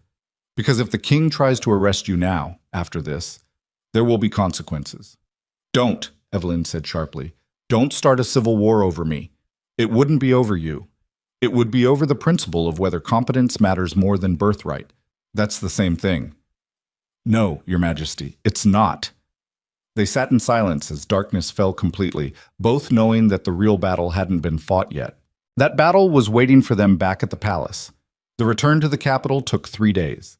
Eveline rode at the head of the column with General Thorne and the commanders who'd won the battle. Behind them marched soldiers who'd held the line when it mattered most. Citizens lined the streets to watch them pass, and their cheers weren't for the king. They were for her. The palace came into view on the 3rd day, its towers rising against a gray sky that promised rain. Eveline felt her stomach tighten. This was it, the moment where everything would be decided. As they approached the main gates, she saw Cedric waiting with the full court assembled behind him. Celine stood at his right hand, her expression carefully neutral. The gates opened. Eveline rode through them and dismounted in the main courtyard, facing her husband across 20 feet of paving stones that might as well have been a chasm. "Your Majesty," she said formally, "I'm pleased to report that the invasion has been repelled." Aldermere has withdrawn and agreed to reparations. I heard, Cedric said. His voice was flat, unreadable. The silence stretched. Then Cedric descended from his position and walked toward her. The court held its collective breath. He stopped 3 feet away. You disobeyed my explicit orders, he said. I did. You mobilized troops without authorization. I did. You took command of my military and waged war in my name without permission. I did all of that, Eveline agreed, because you wouldn't, because people were dying and you refused to act. Cedric's jaw tightened. And now you return victorious, expecting what? Gratitude, forgiveness. I expect nothing. Eveline kept her voice level. I did what needed to be done. The consequences are yours to decide. Cedric stared at her, and Eveline could see the war raging behind his eyes. Pride against practicality, authority against competence, everything he wanted to be against everything he actually was. Finally, he spoke. The Queen will be placed under arrest, he announced loudly enough for the entire court to hear, for treason, insubordination, and unlawful military action. Gasps rippled through the assembled nobles. General Thorne's hand dropped to his sword. Your Majesty, with respect. The general will stand down, Cedric snapped, unless he wishes to join her. Eveline put a hand on Thorne's arm. Don't. Your Majesty, he said urgently. I said don't. She looked back at Cedric. I understand. You need to assert your authority, so do it. She held out her hands for shackles. Cedric gestured, and guards moved forward uncertainly. But before they could reach her, the courtyard gates opened again. A rider thundered through, his horse lathered with sweat, his uniform marked with the Northern Territory's colors. He dismounted and ran straight to Eveline, dropping to one knee. Your Majesty, he gasped. Message from Lord Westmarch. The Northern Territories formally petition for your intervention in governance. They refuse to recognize any authority that would arrest the woman who saved their lives. He pulled out a sealed document. Behind him, more riders appeared, dozens of them. From every region Eveline had helped during her months of governance. One by one, they delivered the same message. Their territories stood with the Queen. Cedric's face went white, because everyone present understood what this meant. The kingdom wasn't choosing between Cedric and Eveline anymore. It had already chosen. And Eveline stood at the center of the courtyard, hands still extended for shackles that would never come, and knew that everything was about to change in ways nobody could control. The courtyard stood frozen in a tableau that would be painted and debated for generations. Cedric with his hand half raised for arrest that couldn't happen. Eveline with her hands extended for shackles that wouldn't come. And between them, dozens of riders bearing messages that had just rewritten the political geography of an entire kingdom. Nobody moved. Nobody breathed. The moment stretched like glass about to shatter. Then Celine laughed. The sound was brittle and sharp, cutting through the tension like a blade through silk. She stepped forward from her position beside the throne, her beautiful face twisted into something ugly. How convenient, she said loudly. The Queen stages a dramatic rescue, and suddenly the territories pledge loyalty. Tell me, did you plan this coronation before or after you committed treason? Eveline turned to look at her, and the expression in her eyes made Celine's smile falter. I planned nothing except survival. The territories made their own choice based on who actually kept them alive. She gestured to the riders still kneeling in the courtyard. These men rode for days to deliver messages because their people insisted. Not because I asked, not because I manipulated, because when their king abandoned them, I didn't. That's a lie, Celine hissed. You've been plotting from the beginning. Have I?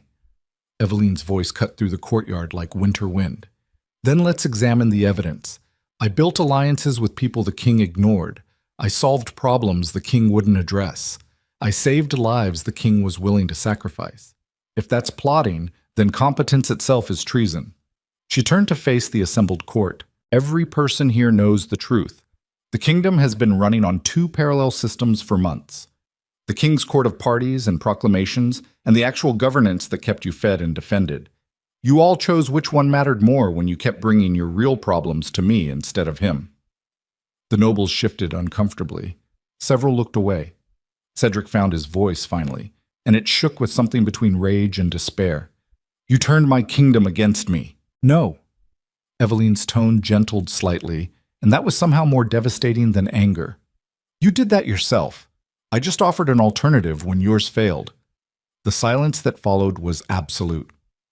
Then Lord Chancellor Brennan stepped forward. His movement broke the frozen tableau, and suddenly everyone was looking at him instead of the confrontation between king and queen. "Your Majesty," he said, addressing Cedric formally. "If I may speak." Cedric nodded numbly.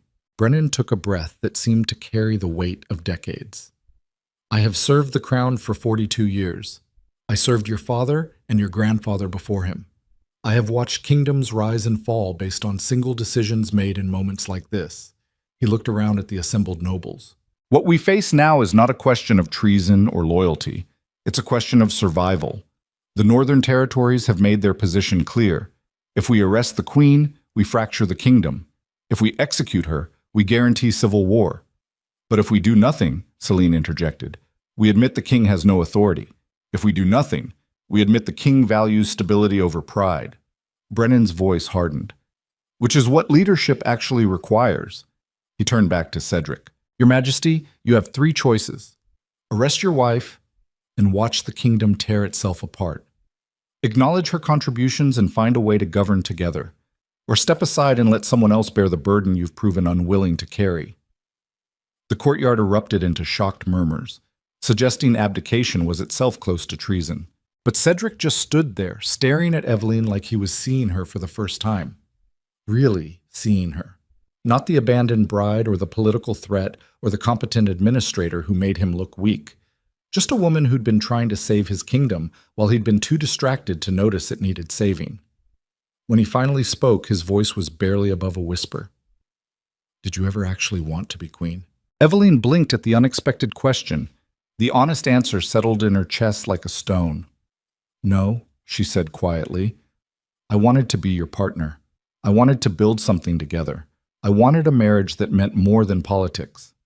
She met his eyes. "But you didn't want any of that. You wanted Celine and the life you had before I arrived. So I became what the kingdom needed instead of what I wanted to be." "And what did you want to be?" "Just someone who mattered to you." Eveline's voice cracked slightly. "Someone you chose because you wanted me, not because diplomacy required it." The admission hung in the air between them, raw and painful. Cedric looked at her, and she saw something break behind his eyes. Some last defense crumbling under the weight of everything they'd destroyed. "I was a coward," he said finally. "On our wedding night and every day since. I took the easy path, pleasure over duty, comfort over challenge. And you paid the price for my weakness." "Yes," Eveline agreed. "I did." The simplicity of the acknowledgement seemed to hit Cedric harder than any accusation. He turned to look at Celine, who stood rigid with fury, her beautiful face a mask of calculation falling apart. "You need to leave," he told her. "What?" "You need to leave the palace. Today. Now." Cedric's voice grew stronger. "Pack your things and go. I'll provide an estate and income, but you cannot stay here." Celine's composure shattered completely. "You're choosing her. After everything I've done for you, you're choosing the foreign bitch who tried to steal your throne. She didn't try to steal anything." Cedric's voice was tired. "She just picked up the pieces I dropped. And you convinced me to punish her for it because my competence threatened your position. That's not..." "It's exactly true." Cedric looked at her without anger, just exhaustion. "I loved you. Or I thought I did. But what we had wasn't love, it was comfort. And it cost me everything that actually mattered." He gestured to the courtyard, to the kingdom beyond. "Get out, before I have you removed." Celine stared at him with naked hatred. Then she turned that gaze on Eveline. "This isn't over," she said. "Yes, it is." Eveline's voice was flat and final.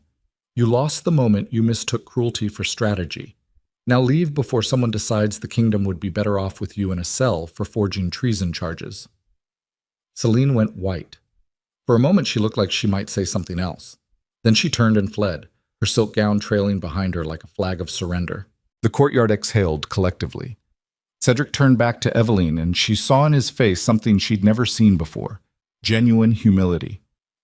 "I don't deserve forgiveness," he said, "and I'm not asking for it. But I'm asking for a chance to fix what I broke. How? By giving you what you've earned." Cedric's voice grew formal, projecting to the entire court. "I propose a formal power-sharing arrangement. Queen Eveline will be granted full authority over governance, military strategy, and economic policy. All major decisions will require both our seals. She will rule in practice while I learn to actually be the king this realm deserves. Murmurs rippled through the assembled nobles. This was unprecedented, radical, a complete restructuring of royal authority, and absolutely necessary. Eveline studied Cedric's face, looking for deception or manipulation, but all she saw was a broken man trying to salvage something from the wreckage of his failures. The question was whether she could work with him, whether she could set aside the hurt and humiliation and betrayal and focus on what the kingdom needed. She thought about the northern territories depending on her, the military commanders who'd followed her orders, the merchants and farmers and common people who'd sent letters thanking her for caring. They needed stability more than she needed revenge. "I accept," she said finally, "on one condition. Name it. You attend every council meeting, every military briefing, every budget review. If we're going to do this, you're going to learn what governing actually requires. No more delegating the hard work and taking credit for the results." Cedric nodded. "Agreed. And you publicly acknowledge that the kingdom's recent stability came from my governance, not luck or your leadership." His jaw tightened, but he nodded again. "Agreed. Then we have a deal." Eveline extended her hand. Cedric took it, and the handshake felt like a treaty being signed. Not between lovers or even partners, between two people who'd finally found common ground in their shared responsibility to something larger than themselves. The court erupted into conversation. Some nobles looked pleased, others worried. A few appeared genuinely shocked that the crisis had resolved without bloodshed. General Thorne approached Eveline as the crowd began to disperse. "Your Majesty, that was either brilliant or insane. I'm still deciding which. Can it be both?" Eveline felt exhaustion creeping through her bones now that the immediate crisis had passed. "You could have pushed for abdication. Half the kingdom would have supported it, and the other half would have fought." Eveline shook her head. "I didn't save this realm just to watch it tear itself apart in civil war. This way we get stability and reform without bloodshed. You're more merciful than he deserves." "Maybe. Or maybe I'm just tired of fighting." She looked at Thorne. "Either way, the war is over. Now comes the harder part." "What's that?" "Actually governing. Together. With a man I don't trust and can't forgive, but have to work with anyway." Eveline's smile was bitter. "Welcome to politics." Over the following weeks, a new pattern emerged in the palace. Cedric kept his word. He attended meetings. He listened to briefings. He asked questions that showed he was actually trying to understand instead of just appearing engaged. It was awkward and painful and often frustrating, but slowly, incrementally, something that resembled functional governance began to take shape. Eveline ran the day-to-day operations while Cedric focused on learning what he should have known all along. They worked in parallel, occasionally intersecting, maintaining a professional distance that never quite crossed into genuine partnership. The kingdom stabilized. Trade routes reopened. Military readiness improved. The corruption that had flourished under Cedric's negligence was systematically rooted out and destroyed. And through it all, Eveline felt herself changing. The woman who'd been abandoned on her wedding night had forged herself into something harder and colder out of necessity. But now, with the immediate crises resolved, she found herself wondering who she actually was beneath the armor she'd built. The answer came one evening, 3 months after the courtyard confrontation. Eveline was working late in her solar, reviewing agricultural reports, when Cedric knocked on her door.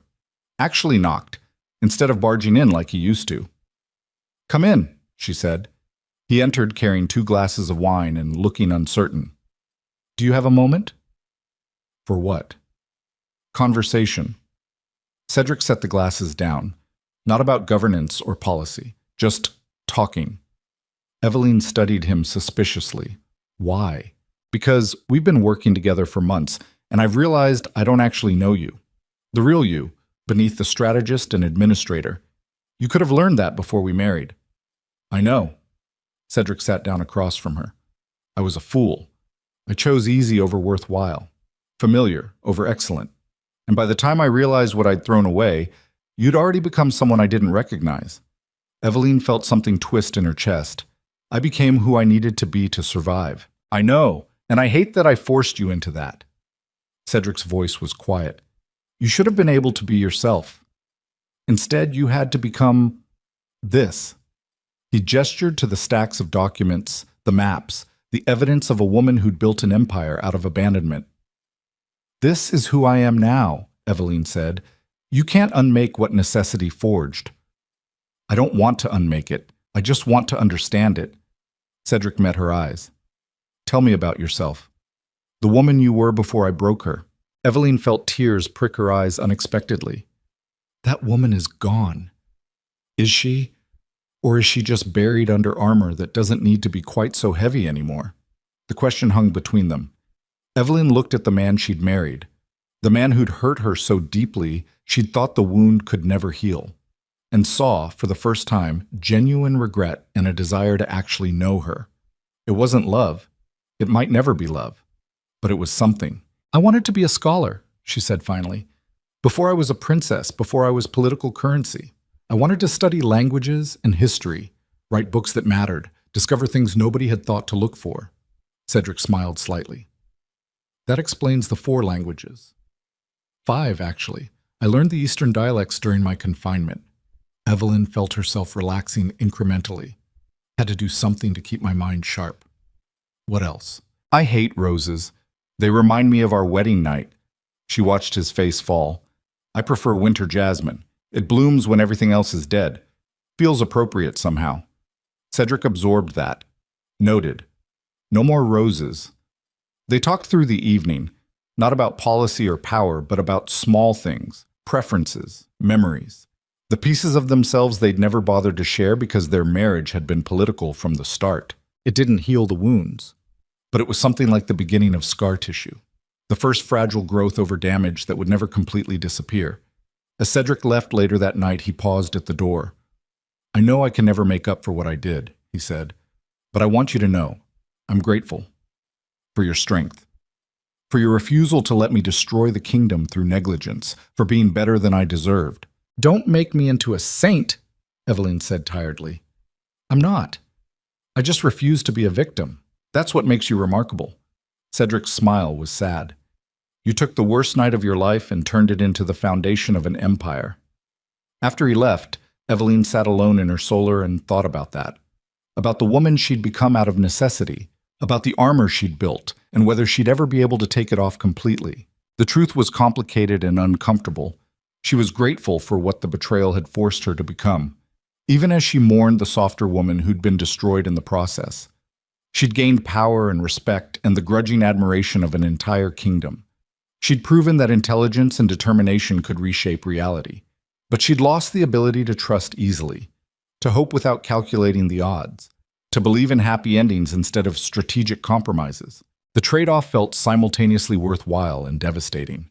6 months after the power-sharing arrangement began, the kingdom held its first joint address from both monarchs. Eveline stood beside Cedric on the palace balcony, looking out at thousands of citizens gathered in the square below. The crowd was larger than any she'd seen, drawn by curiosity about the unprecedented arrangement. Cedric spoke first, his voice carrying across the square. For too long, this kingdom suffered under my negligence. I ignored problems, delegated responsibility, and prioritized personal comfort over public duty. The consequences nearly destroyed us all. He paused, letting that sink in. Queen Eveline saved this realm when I would not. She governed when I refused. She fought when I was too weak. Everything we have accomplished in recent months, the stability, the prosperity, the security, flows from her competence and courage. He turned to look at Eveline. Today, I formally acknowledge what everyone already knows. The Queen is not just my partner in governance. She is the foundation upon which this kingdom stands. The crowd erupted into cheers. Eveline stepped forward, and the noise gradually subsided. I didn't ask for the role I've come to fill, she said clearly. I didn't plan to become what necessity demanded. But when faced with a choice between accepting dysfunction and building something better, I chose to build. She looked out at the sea of faces. Every person here has that same choice every day. Accept the world as it is or work to make it what it should be. I chose the latter, and I invite all of you to do the same. She gestured to Cedric. The king and I will never have a perfect partnership. We've hurt each other too deeply for that. But we found something more valuable than perfection. shared purpose, a commitment to this kingdom that transcends our personal failures. Her voice grew stronger. That's what I want you to remember. Not the scandal or the drama or the political intrigue. Remember that change is possible, that competence matters, that you don't need to accept betrayal or abandonment or dysfunction as inevitable. She paused, feeling the weight of thousands of eyes on her. You can survive being broken. You can rebuild yourself into something stronger than you were, and you can use that strength to reshape the world around you. The crowd's response was deafening. As Eveline and Cedric retreated from the balcony, she felt something shift inside her chest. Not healing, the wounds were too deep for that, but acceptance. She would never be the woman she'd planned to become. That version of herself had died the night Cedric abandoned her. But the woman she'd forged in that death's aftermath was something extraordinary, harder than she'd wanted to be, colder than she'd ever imagined becoming, but powerful in ways that soft, trusting girl could never have achieved. The trade-off would haunt her forever. But she could live with it.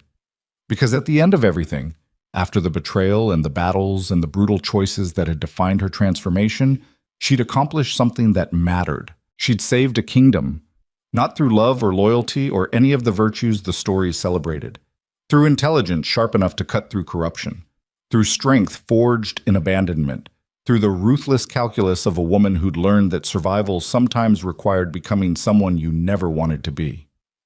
That night, alone in her chambers, Eveline allowed herself to remember the girl who'd waited in a candlelit room for a husband who never came. She mourned that girl, the softness, the hope, the belief that goodness would be rewarded and vows actually meant something. Then she set the mourning aside and returned to the work that never ended. The reports that needed reviewing, the decisions that required making, the endless responsibility of keeping a kingdom alive. This was her life now. Not the fairy tale she'd imagined, not the partnership she'd hoped for, but something she'd built with her own hands from the wreckage of broken promises. And as she worked through the night, she realized something that felt almost like peace. She didn't need Cedric's love anymore. She didn't need validation or approval or any of the things she'd once thought would make her complete. She had something better, something that couldn't be given or taken away by anyone else. She had herself. The person she'd forged in fire, imperfect and scarred and harder than she'd ever wanted to become, but unbreakable. 3 years later, Cedric stood before the assembled court and made an announcement that surprised no one who'd been paying attention. After long consideration and consultation with the royal council, I have decided to formally abdicate the throne. Not because I'm forced to, but because the kingdom deserves better than a king who had to learn to care. He looked at Eveline, who stood beside the throne with the composed expression she'd perfected over years of governance. Queen Eveline has proven herself the superior ruler in every measurable way. She has earned the crown through competence, courage, and a commitment to this realm that I could never match. He picked up the physical crown from its cushion and turned to face her fully. "Your Majesty," he said formally, "this was always yours. I was just keeping it warm." Cedric placed the crown on Eveline's head himself. The symbolism was perfect and devastating. A king acknowledging that bloodline and tradition meant nothing compared to actual ability. A man admitting that the woman he'd humiliated had become the better monarch.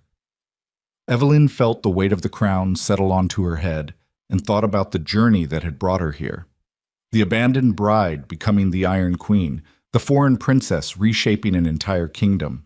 She thought about the cost, the woman she'd had to kill inside herself to survive, the softness she'd armored over, the trust she'd lost that would never fully return.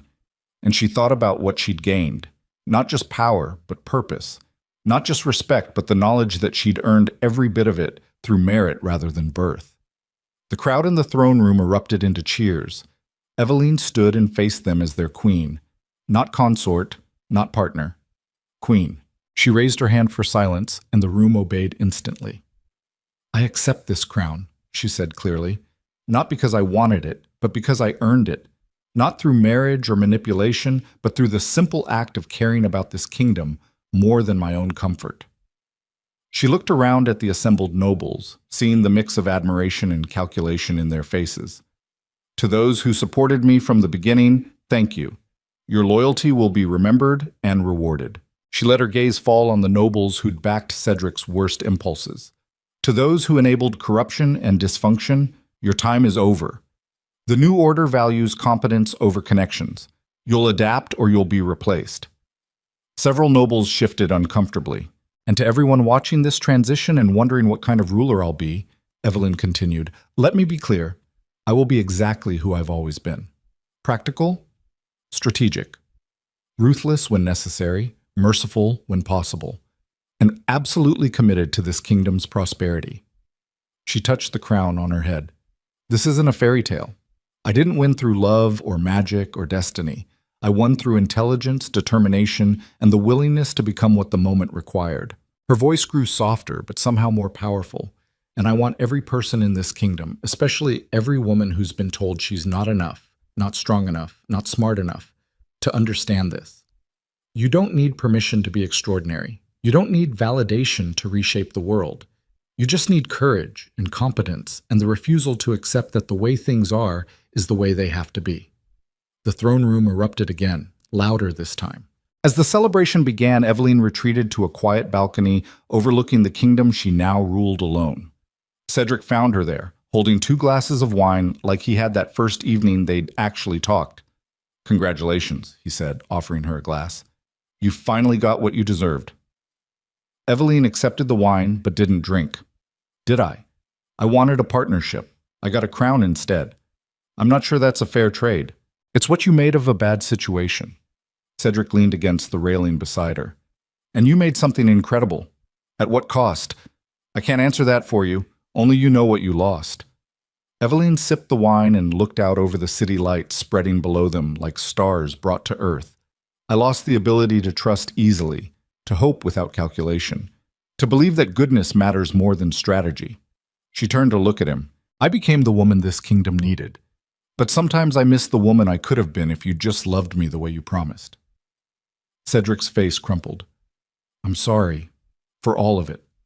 For every choice that made you have to choose between softness and survival. Sorry doesn't undo damage. Evelyn's voice was gentle but firm. But it's something. And maybe that's all we get. Not healing, but acknowledgement. Not forgiveness, but understanding. Can I ask you something? Go ahead. If you could go back to our wedding night, knowing everything that would happen, would you still marry me? Evelyn considered the question seriously. The betrayal, the pain, the brutal transformation from abandoned bride to Iron Queen. Yes, she said finally, because everything I've become, everything I've accomplished, it all grew from that moment. You broke me that night, and I rebuilt myself into something unbreakable. She smiled, and it was complicated and sad and somehow triumphant all at once. So thank you, I suppose, for being exactly weak enough to force me to become strong. Cedric absorbed that. What will you do now? Rule. Evelyn's voice was steady as stone. Govern this kingdom with everything I learned from watching yours fail. Build something that lasts beyond scandal and drama. And personally, I'll keep being the woman necessity forged. She touched the crown, alone, powerful. And finally, completely free to be exactly who I am without apology or compromise. That sounds lonely. It is. Evelyn looked him in the eyes. But it's mine, my choice, my consequence, my kingdom. She raised her glass. To survival, to transformation, to the women who refuse to break when the world tries to shatter them. Cedric raised his glass as well. To the Iron Queen. Long may she reign. They drank in silence as the kingdom celebrated below. 2 people who'd destroyed each other, finding something almost like peace in the ruins. Years later, historians would debate whether Evelyn's reign marked a golden age or simply a return to competent governance after a period of dysfunction. They would argue about whether her methods were too ruthless, whether she'd been too unforgiving, whether a different approach might have achieved the same results with less personal cost. But the people who lived through it never debated. They remembered a queen who'd saved them when their king wouldn't, who'd governed with intelligence and strategy, who'd proven that competence mattered more than bloodline. And most importantly, they remembered a woman who'd been abandoned and humiliated and left to fail, and had instead rebuilt herself into something powerful enough to reshape an empire. The Iron Queen, the woman who turned betrayal into a throne, standing alone at the center of power, untouchable and unbreakable and absolutely free. The greatest mistake the king ever made was leaving his queen alone long enough to become unstoppable. And the greatest gift that betrayal gave Evelyn was the knowledge that she never needed anyone else's approval to be extraordinary. She was enough, all by herself, without apology or compromise. And that truth, hard-won and paid for in tears and transformation, was worth more than any crown. The end.